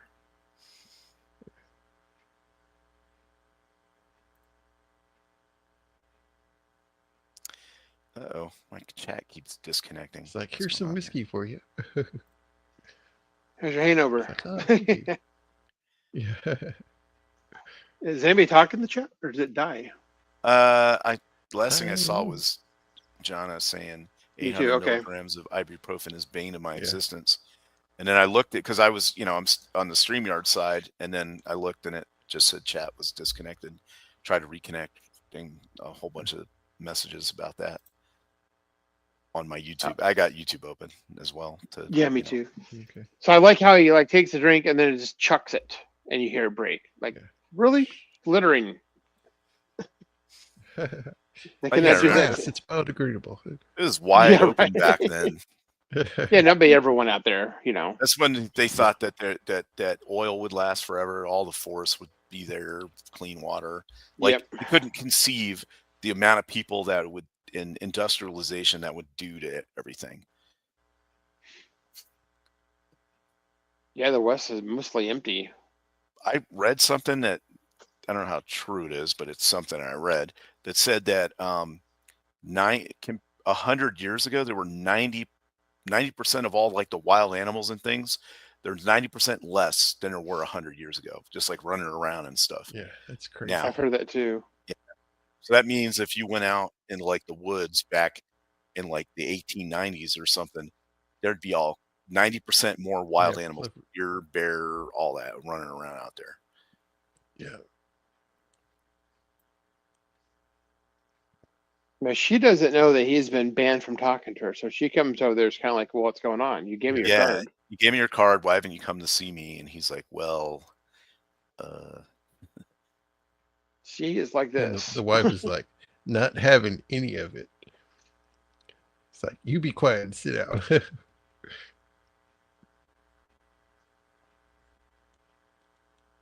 And he's explaining to her what's going on. He wants her to leave, but her dad knows she's there, so he's coming over hot. yeah. And Guadalupe is like, Oh no! he's coming. Yeah. He gets really testy because he's there for his daughter, but yet that's his house. Yeah, he's in barking charge. orders in this guy's house. Yeah. Yeah. It's like, Which is big against no-no. Army regulations. He can't come in there uninvited. Yeah. Unless it's for official business, obviously. Like some Yeah. type of inspection or something, I suppose. I don't know if they did those back then. She was like, I'm going to marry your daughter. It's like, What? And she wants to, but he's like, hey, you're not of legal age to give a consent. Which to me is she's saying she's like 16 or something? I don't know. I don't know. I don't know what the rules were back then. So she can't marry him without his consent, and he's not going to because he's actually saying that, Right. you know, I thought it was you're like marrying way older down. back then. Maybe it was in the Or- 20s. that- Yeah, she would have to be like yeah. 23 or something. I think 18 was something that we've came up recently in this century or last Yeah. century, not. Right. Not really sure. But I mean, I wouldn't be surprised if her character is supposed to be 16. Yeah. People got married at that age No. back then all the time. No, that was like normal age. Younger. Yeah. Even a little younger than that. Yeah, she'd be 16 and her husband would be 30. Look at Little House on the Sure. Prairie. Yep. Yep. Her like, husband was What is 10 this, years older. water? He's like, is this water or no whiskey? Ah. They're getting desperate. My thing was is why is our canteen so small? Yeah. And they got hardly any gear on their horse, no like bed rolls or anything. No food, no nothing. It's like, Yeah. Well, they did have saddlebags, but I don't know. Yeah, they didn't look very full. which, okay, yeah, if they traveled a long time to get there, but then, well, they got to get back, you know, Yeah, what are they going right, to eat on the way back? Yeah. I don't know what the big deal is about going and getting. They're in Mexico. It's like, okay, don't have to deal with them again unless they're doing raids across. The Oh, border. right. I see what you're saying. Just leave them down there, right? That's what I was thinking too. It's Yeah. like, okay, well, not our problem. Good Yeah. luck, Mexico. Well, what didn't Sitting Bull go to Canada after all that? I think so. Mm-hmm. And he stayed up there. I know the what are they called? The Naz Perez. They tried to make it to Canada, and if you ever saw that movie, it's called "I Will Fight No More Forever." I think there's a book about it too. It's about that whole thing. Yeah, I don't know why people were like so hell bent on making sure they stayed there. It was like, well, if they leave, goodbye. I think they were worried they would come back, and also I think Colonel Thursday wanted that glory. True. Yeah, he wanted to be known as the guy who brought him back. Right. Because it wasn't enough for them to just leave. They had to bring him to heel Hmm. and just end it, Right. Yep. which is stupid. But yeah.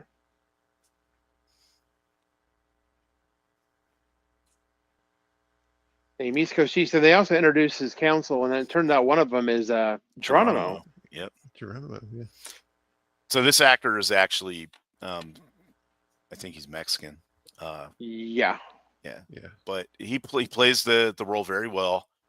The Spanish is all really good.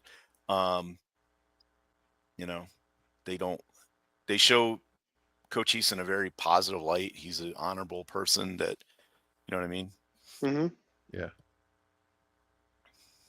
Now, the Apaches really did do horrific stuff to people that they caught. Yeah. But that is also part of their culture that goes back to well before, like the white man started coming west, kind of thing. Yeah. And They're going to have the setting up enlisted a, men's here. dance.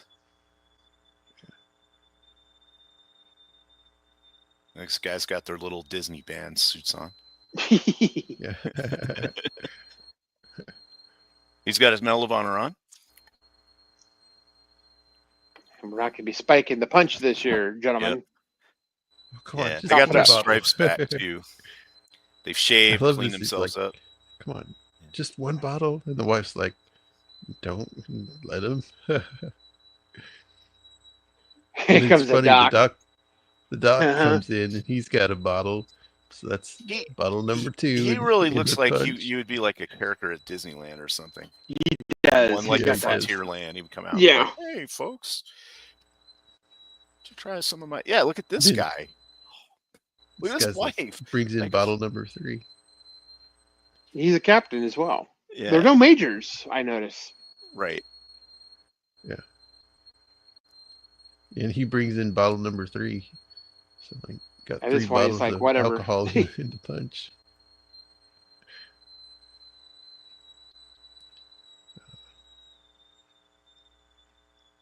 They're all talking about how the NCO ball is way better than the officer ball. Yep.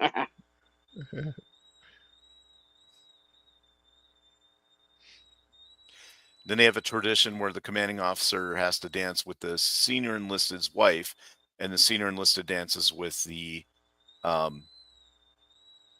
wife of the commanding officer. But since it's his daughter, they'll, that's who he'll have to dance with. Yeah. This is the second movie I've noticed this. The women are dancing, and they've got their little purse. They're holding their purse. Yeah. The other one was it was in Paths of Glory. There was a dance scene, and they were doing the same thing. Yeah, it's designed to hang off their wrists, so I think it's just normal. Yeah. Not sure the dresses really had pockets back then. Beard pointed it out, and now I'm seeing it everywhere. Right. Yep.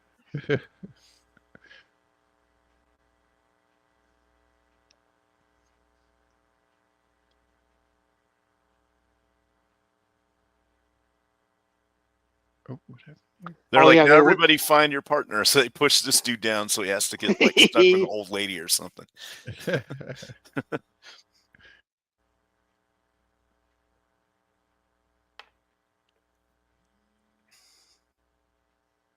Nobody likes that guy, the Indian Bureau guy. Get out of my way, or I'll break your legs. I don't even know why he's at the party. Yeah. He's a government official. I guess Yeah, they had to invite him. But yeah, no one likes that dude. Yeah.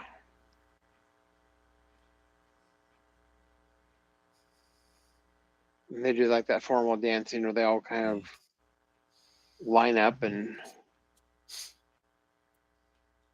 That was part of being an officer back then, is you had to know how to do all that stuff.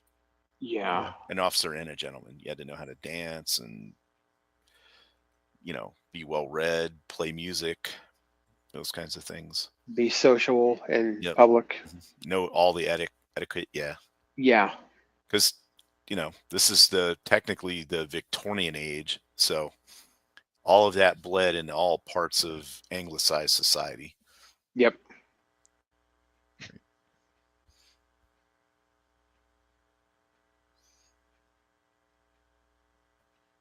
Man, these are long dance scenes. Yeah, they were.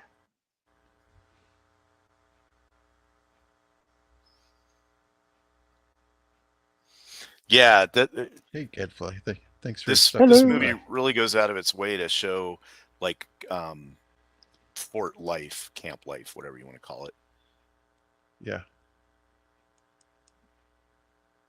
and how it's like its own little, like community. Yep. But if you've ever been to a military base or lived on one, it's exactly like that, especially if you're overseas. It's like its own little city. so he informs him that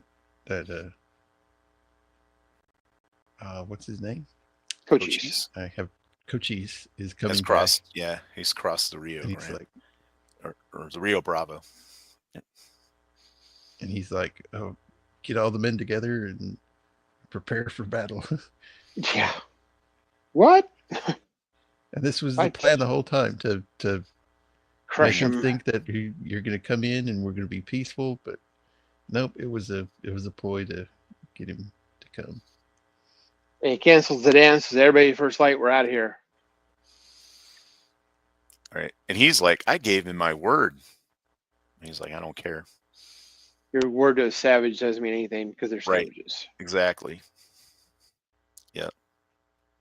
Well, really, all that people on the West Coast are getting are the horrific stories that are happening. So it's like they're just savages. Yeah, they're not getting the full story that the government's really putting the screws to them with bad deals and bad food, and we're not even living up to the things that we said we would. All they hear is a bunch of Indians are on the warpath. And that's a big pattern with the government. Yeah. They'll say, hey, you can stay on this land forever. Oh, wait, we found gold. It's time Move. well, Oh, the go. government won't say move, but people will just go in there and break tree anyway. Kill them. Eventually, Yeah. the Indians will fight back. They'll kill people, and then the government has to act upon it. And they're like, well, I guess the best way to go about it is just get rid of them. So, Yeah. This guy's funny. He's like dehydrated yeah. from alcohol. It's like, I need some more. Getting the shakes, the DTs. He's spooning out the ladle. They got cups, and the guy goes for the whole bunch bowl.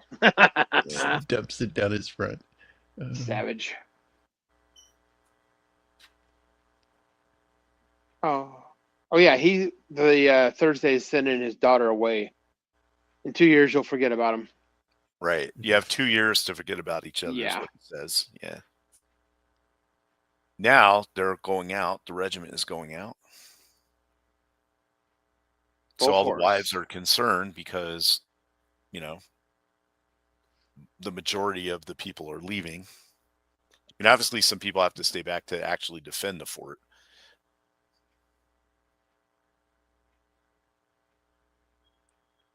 And then that one captain. Uh-oh. Got a fire.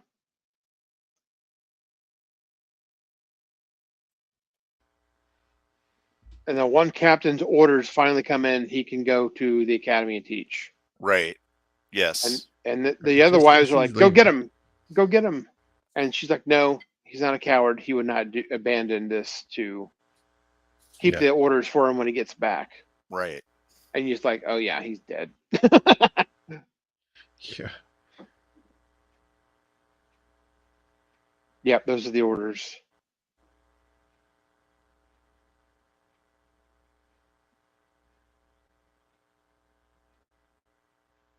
So this is first thing in the morning. So he would have got him over the telegram wire or telegraph wire. Yeah, they finally got up Yep. and running.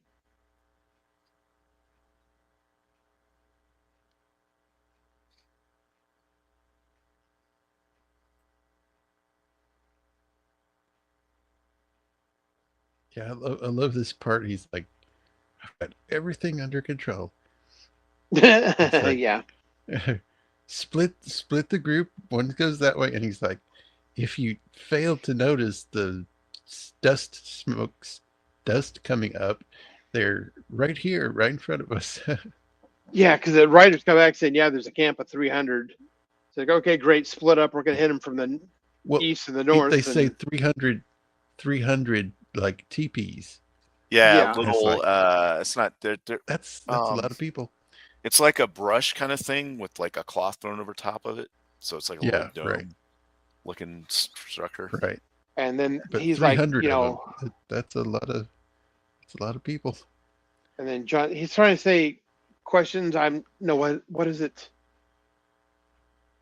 This isn't. I don't want your input. I told you what to do. And it's like, yeah. Well, no, they're not. They're not there because if you look to the south, you saw that. Oh, there they are.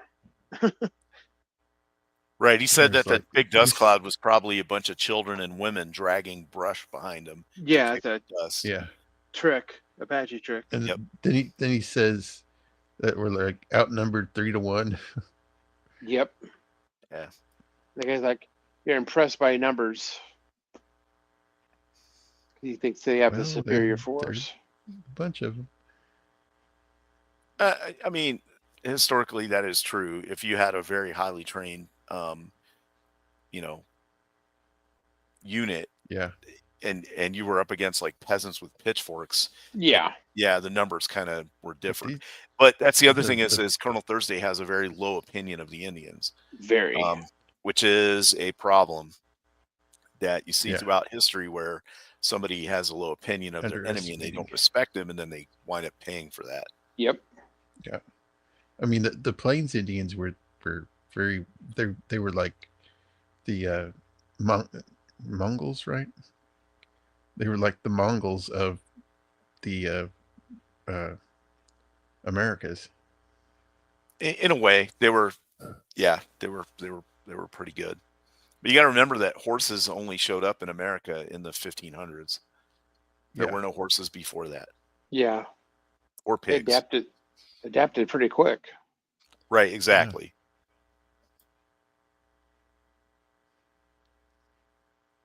And now they're gonna have a little parlay, and so like how he brings his little stool out and just sits down while this guy talks while he's standing. Yeah. He lays out the reason why they left and why they want to come back. Yeah, we'll come back, but you gotta get rid of this Meacham guy. I think these blankets over their arms is like a sign of office or something, or peace, maybe. I'm not sure. Something like that. And this is Geronimo. Yeah, it's Geronimo. Yeah.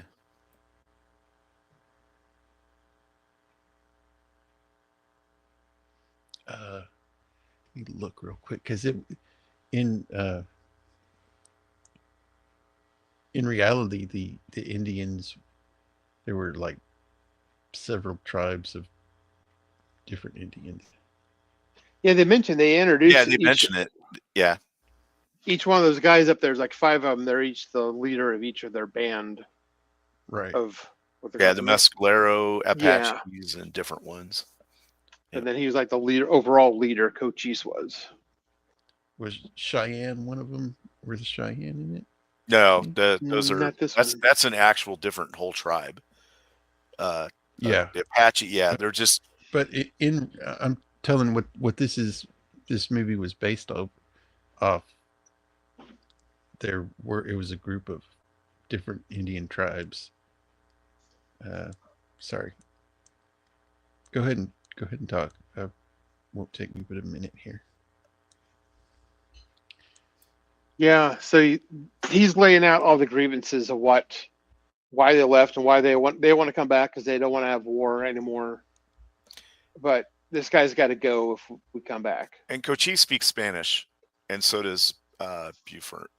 So he's a translator basically with Colonel Thursday. Yeah. Because you got to remember that this whole part of the country used to be under Mexico and before that Spanish rule. Yeah, So they've had actually more contact with Spanish than English at this point. right. So they would know Spanish. And they're like, if these grievances aren't something done about, every one of us, a white man kills 10 white men will die. It's like, ooh. Yeah, and then And he's Thursday's like, like, yeah. oh, really? Are you threatening me? Well. And he says, we'll come back, but this the land management guy or the Indian management, this guy's got to go. Yeah. And he's like, well, he's a government official. I don't have the authority to do that. And then he tells him, you're going to go back on a reservation. It's going to be war. We're going to attack you. And I think that's when he says, if for every one Indian that dies, 10 of your soldiers will die. Bet it's on. Yep. And he's like, yeah. John Wayne's like, what? Yeah, he told Buford to tell him exactly what I say. He's like, you have no honor, you're a savage or whatever. Yeah, he really disrespects him. Yep. He just straight up tells him.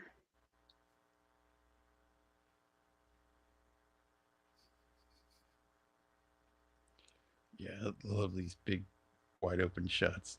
Mm-hmm. The clouds. Look at the clouds in the background. If you've ever been to the Southwest, you haven't really seen a really good sky until you've been there and seen that.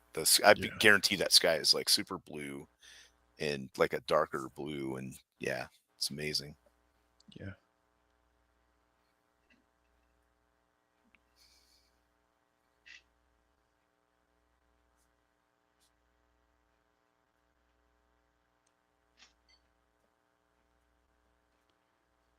I mean, it's kind of neat here that you see in his face, he didn't want, this. He didn't want war.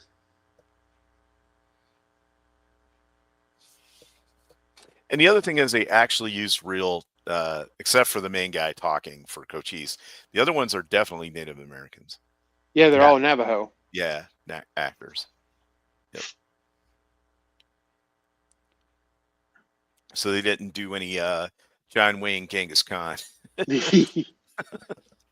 Red face. Nope. Yeah. Nope. Yeah. And John Wayne's the Captain York is telling him they're in the rocks. They're just waiting for us. Mm-hmm.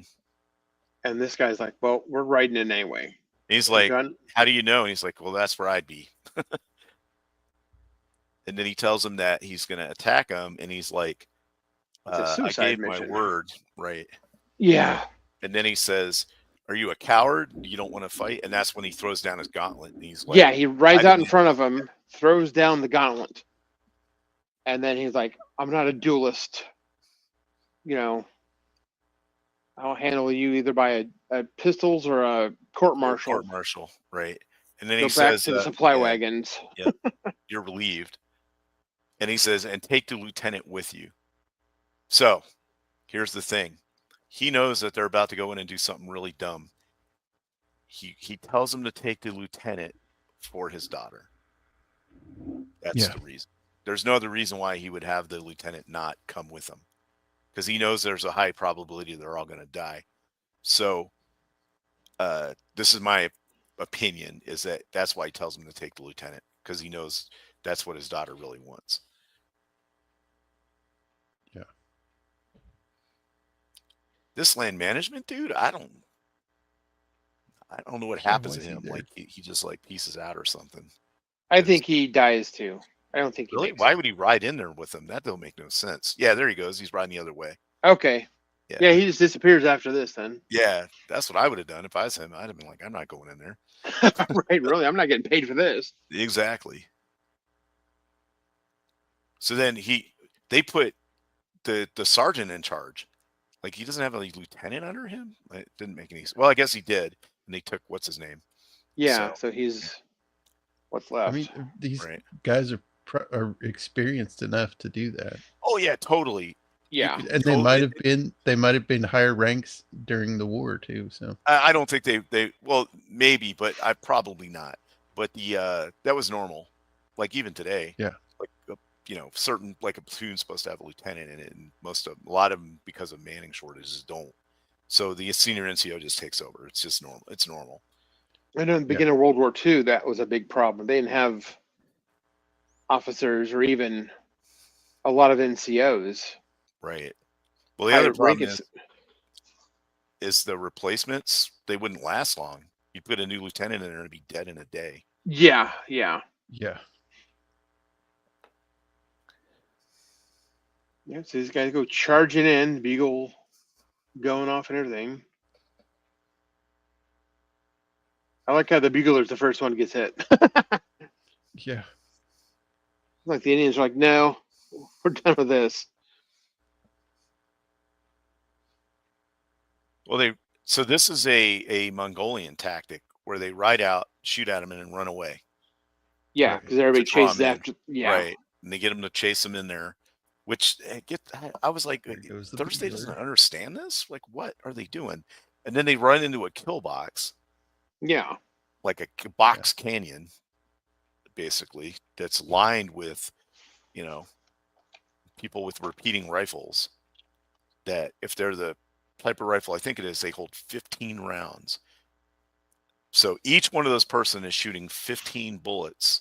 look at that. It's like Yeah, it's an insane amount. running in a firing squad. Right, exactly. Look at them all. So the Colonel Thursday goes down pretty quick. I think his horse got shot out from under him, maybe, or something. Yeah, that's what happened. Yeah. Or he gets grazed on the head or something. Yeah. Either he got grazed on the head or he hit his head when he fell. And then these people just get slaughtered. Yeah, just.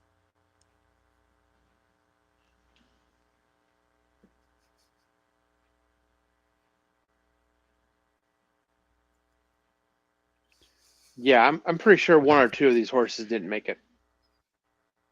Yeah.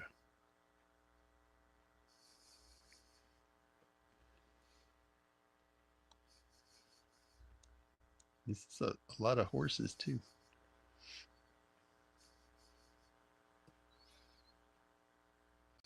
So right when they get in their little like last stand area, and when they come back, there's a whole. It's nothing but see, look, riderless Horses. Yeah. Yep. Whole bunch of riderless horses with them.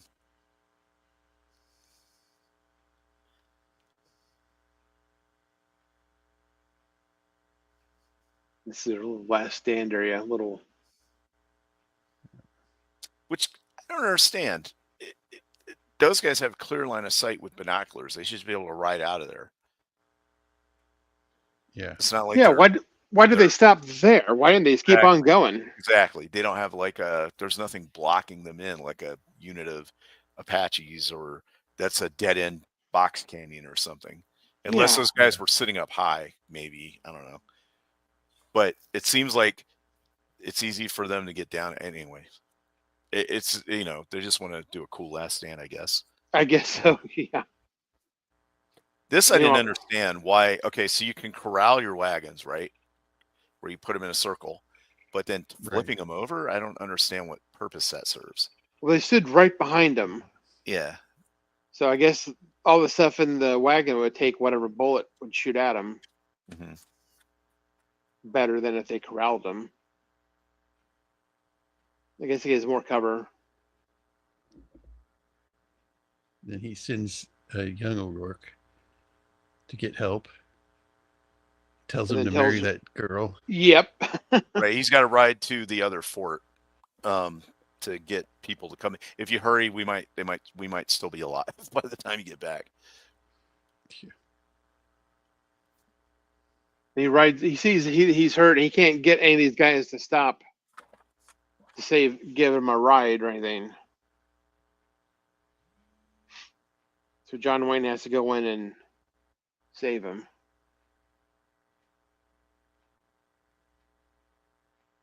And then he's like, "I want your saber." The guy's like, "What?" So, they're my command. I can't just leave. I have to go back. He asked, "Can I borrow your saber?" No, I think he gave an order. He told him, give it. Okay, give it to him. Yeah. All right. John Wayne's like, "Come on, really?" And the guy's like, "Right now, I'm the commander. Very well, soon you may be, but I have a job to do." And that is true. He needs to go lead his men. He's the one that let him in there. Yeah. Now I would ride up there and say, "Okay, let's get out of here." Not stand there and. quick march out. And like he apologizes to him, and it's like, yeah, Yeah, because I think they pretty quickly realize they're all dead. yeah. Yeah, And he's not like, gonna make it out of give this. the apologies to our grandchildren. that's right. Yeah.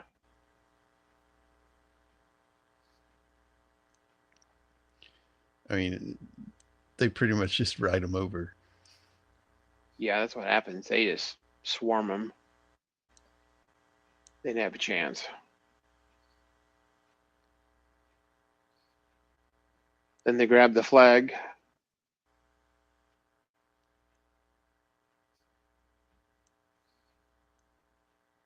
They'll get ready. They think it's gonna happen.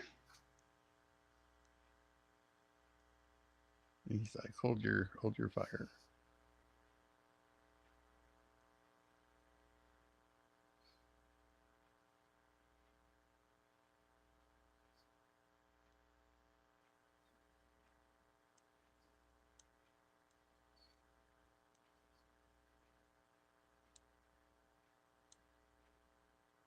So he puts the standard in the ground. This is the guidon, basically.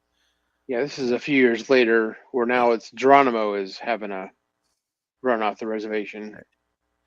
That's a picture of Colonel Thursday with his saber from the battle. He's now the commander, and he's wearing the uniform. And these are reporters. Even back then, reporters were stupid. They call it like Thursday's Last Stand or something. It was it made a big news, and everybody knows about it. And like all the school kids are talking about it and stuff. Thursday's a hero, and they don't know the other people's names, but then he says, I know their names. As long as the regiment is around, they'll know their names. Right. Yeah. As long as the regiment lives, they'll never die. Yeah. It has a really cool leather jacket on, too. Yeah. And this is where he talks about this. Like, as long as the regiment lives, they never truly die. Which is true.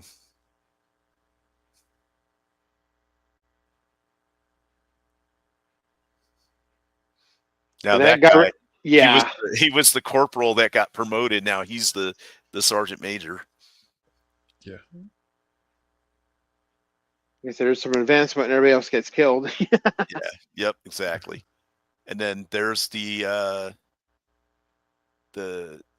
previous sergeant major's wife, the lieutenant, who's now, I think he's still lieutenant. He's still lieutenant. He got married and they have a kid now. What's that kid? Like 3, maybe? Yeah. Yeah. So it's been probably 4 years since then. Maybe 5. Yeah. And now he dons the cap of command. Yep. Yeah.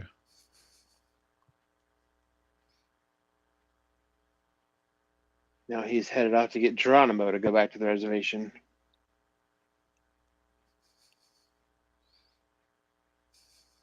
I wonder if that kid's anybody. I don't know. I don't see him in the credits really even listed, maybe. Yeah. Let's see. And that's it. And it just ends right there.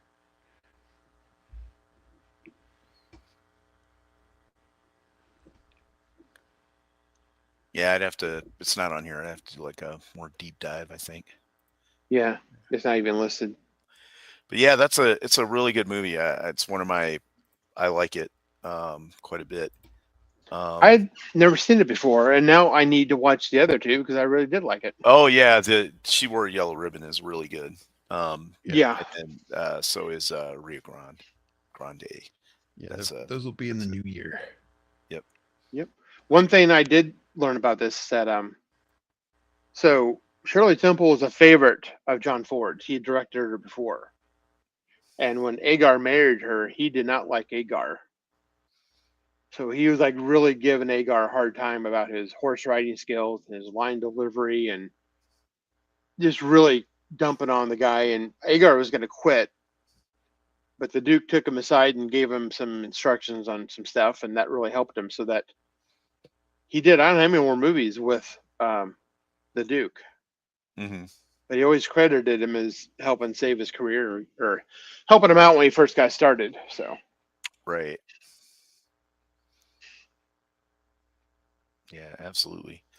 Um, yeah, that was yeah, like I said before, Shirley Temple didn't do too many movies after this. Too many yeah, more. I think she did like one or two more after that, and then she went into like government. she became an ambassador. She did. She was She was a ambassador to ambassador Czechoslovakia. to, yeah, and somewhere in Africa too, I Yeah, think. she So had a yeah, couple of this movies. was based on a short story, and it was inspired by the Battle of Little Bighorn and the Fetterman attack, the Fetterman fight, which both ended in massacres for the uh, U.S. Mm-hmm.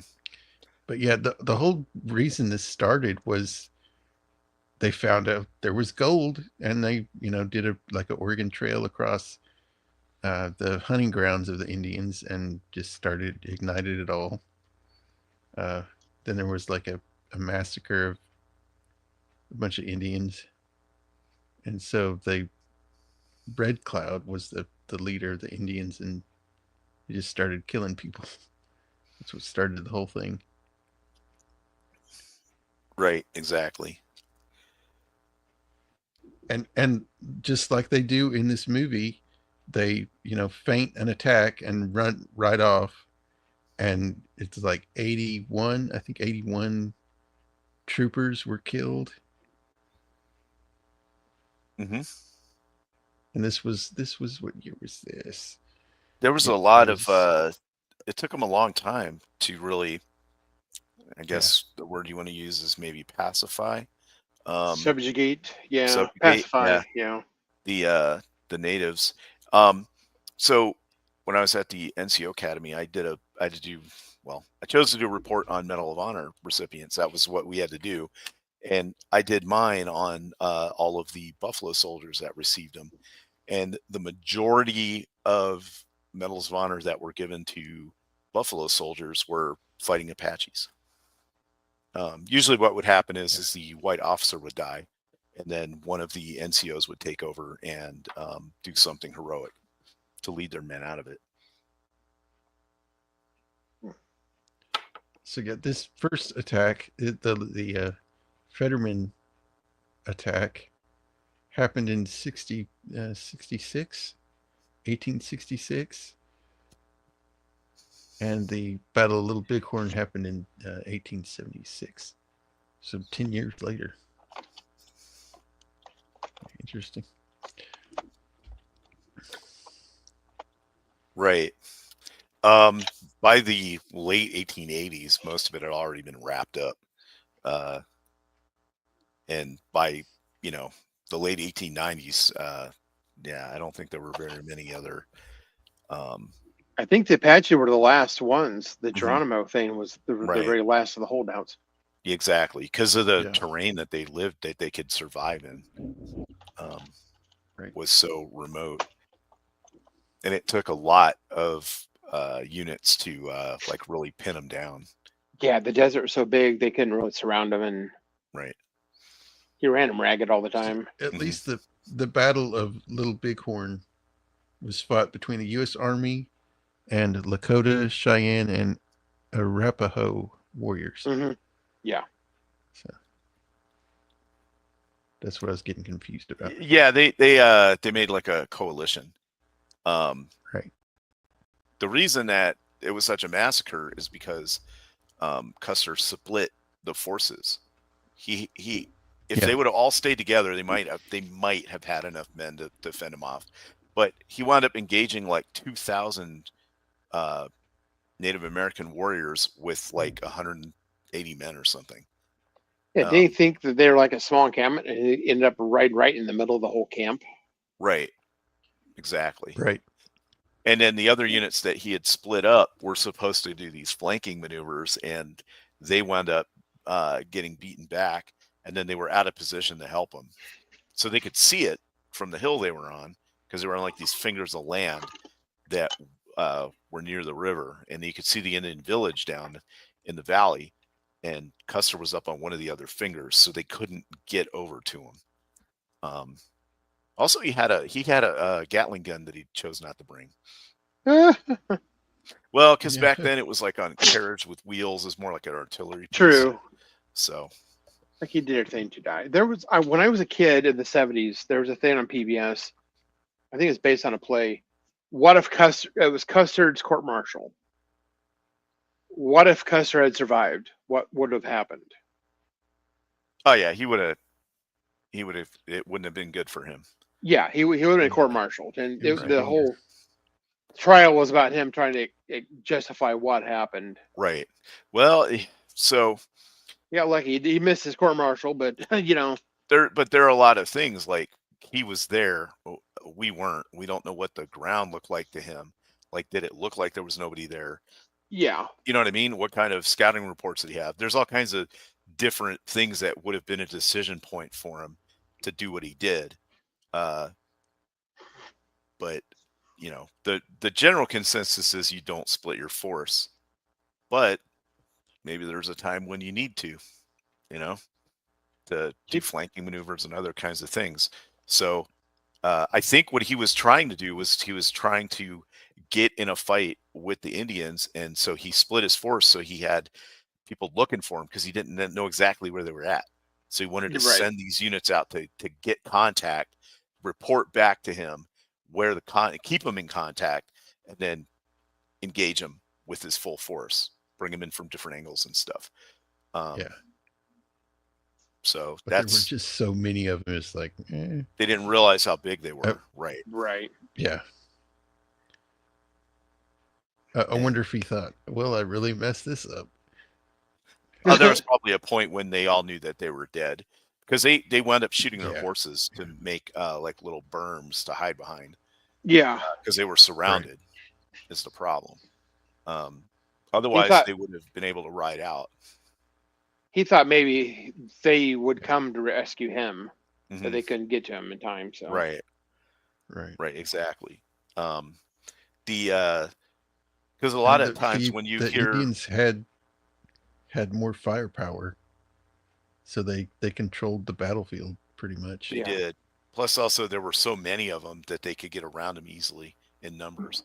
Yeah. See, a lot of times, like in certain battles, like Islando Lahara in 1879 in South Africa, they were mainly infantry.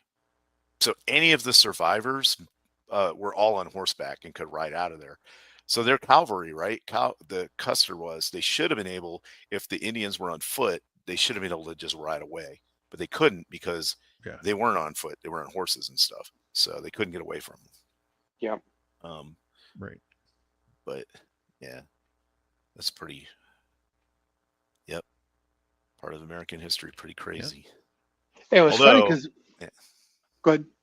I was going to say that defeat though just made it worse because they just sent more troops to crush them. Absolutely. And the fear was that they would go all the way up to St. Louis and torch it before they could get enough people to stop them, because it was the West and it was so wide open. And right.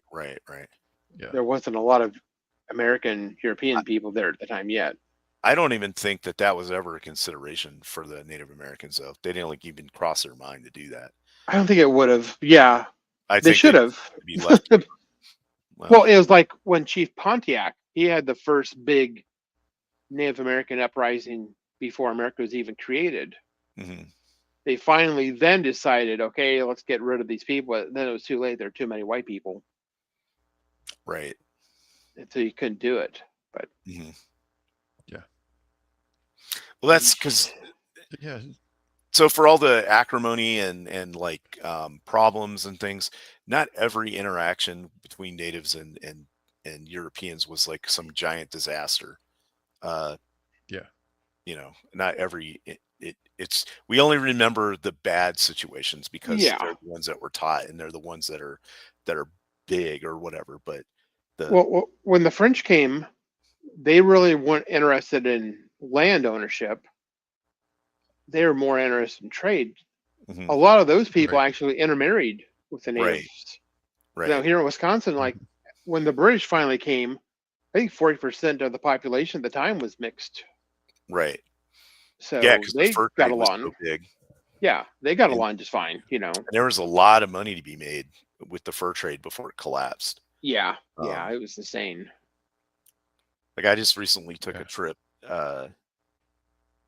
and I went to Taos in New Mexico, and I stopped by Kit Carson's house up there, and he had, he was a trapper and a scout and all this stuff, and he had 2 Native American wives, Ooh. or maybe 3. It's like 2 of them, but he had a duel with a French dude over his first wife, and then he had to pay like 3 mules and a bunch of blankets and stuff in order to marry her. Oh, there you go. Yeah, so but, That's Mer's proposal back then. I Yep. got 5 blankets and 3 horses. and 3 mules. Yeah, good travel mules. Yeah, but I mean, that's how you did it. Yeah. Yeah. So yeah, that's Fort Apache. The whole And then- 3 movies are great together. I mean, Mhm. they don't really follow the same person, but you could, They have finagle it characters in that in could. the next 2 that are named the same. Yeah, that's what I thought. There's Sergeant Tyree, and he's played by the same actor too. It's But I almost don't like know if there's he's a the same guy. same universe type thing. Yeah, or- Sergeant Quincannon, he's both played by the same actor. Now I know they made westerns in the 30s, but it seems like these 40s and then of course the 50s. That's when it was like the biggest heyday of the western was. It was, and so also I think being post-war, it Yeah. changed the dynamic of some of these movies. Like I don't know if Mhm. Native Americans would have been portrayed in such a positive light in the 30s, maybe. You know what I mean? Probably not. Yeah. But yeah, post World War II, I think a lot of ideas about people in general changed because of everything that went on with the war. Right. Women in the workplace, that kind of thing. Yeah. Yeah. So yeah, let's go around the horn, and if you want to, you can give out like a rating for this movie. Shieldwall. This movie's an 8 out of 10 for me. I really like it. I think it's a good movie. What I got going on is next week on this show, be doing the X-Files season 1 episodes 22, 23, and 24. There will be no Roman of the Empire show this week because of Thanksgiving. So everybody have a happy Thanksgiving. But, please do like and subscribe if you like what we do here. Jacob has a great channel, and we do a lot of, review a lot of awesome movies that I don't think a lot of people have heard about or seen. So it's always a learning experience. That's for sure. Yep. Blair, what do you got, man? So next Monday's creative blue collar show is not going to happen. John's going to be on the road. We might throw something together on Tuesday, just a kind of like a live stream, free stream thing. But we wanted, because Roman also can't make it, and we wanted to make sure that we were finishing off our top 15 rock groups. Right. We did part 1. We're going to do a follow up with part 2. So we're going to make sure everybody's together for that. So that'll be in a couple Mondays from now. Other than that, I don't know if there's going to be anything with Zach's with me tomorrow or not. Otherwise, sometime next week, I'll be with Blue Collar Creative. And Yeah, Foo Fighters do suck, Roman. For some reason, they got the top 5. They made 15 of the top 15 rock bands, and that was a hard no from everybody on the panel. So, but yeah, a happy Thanksgiving, everybody. Have a good rest of the week off. Enjoy your family, and we'll see you again soon. Yep, Beard, I guess Beard didn't make it. That was a really long tunnel he went into. Yeah, he Yep. went to a black hole. Yeah. Hopefully he makes it. Yeah. So yeah, next week, the last 3 episodes of X-Files season 1. Then not this Thursday, but the next, Roman will be back with V for Vendetta. Mm-hmm. That'll be fun. Yeah, I think that's about. Oh, Matt's going to be home for tomorrow. me. That's good news. That's yeah. really good news. Oh, Good good for him. That's great Good to for hear. him. Yeah, Yeah, good for him. That's awesome. Yeah. he'll be happier, I'm sure. Yeah. Yep. Good. And then we can get him back into rotation and Definitely. learn all about Speed Force. And Naruto. Yes. Yeah. Exactly. Naruto connections. I'm interested to know how Naruto ties into Fort Apache Yeah, right. Really. Yes. And V for Vendetta. and V for Vendetta. Yep, definitely. I'm sure if Matt were here, you'd tell us all about the Apache. Yep, exactly. Oh yeah, it'd be Yes. Yep. Yeah. Well, I hope everybody has a happy Thanksgiving, and I will see y'all next week. Have a good one, everybody. Yep. Later, everyone. Later. Goodbye. Later.